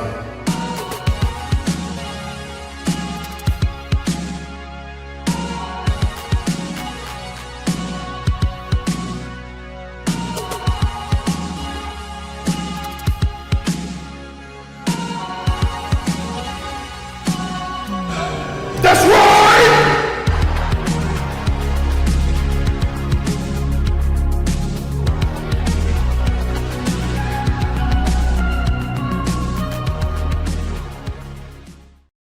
Why the hell are you still here? Go on. Get out of here.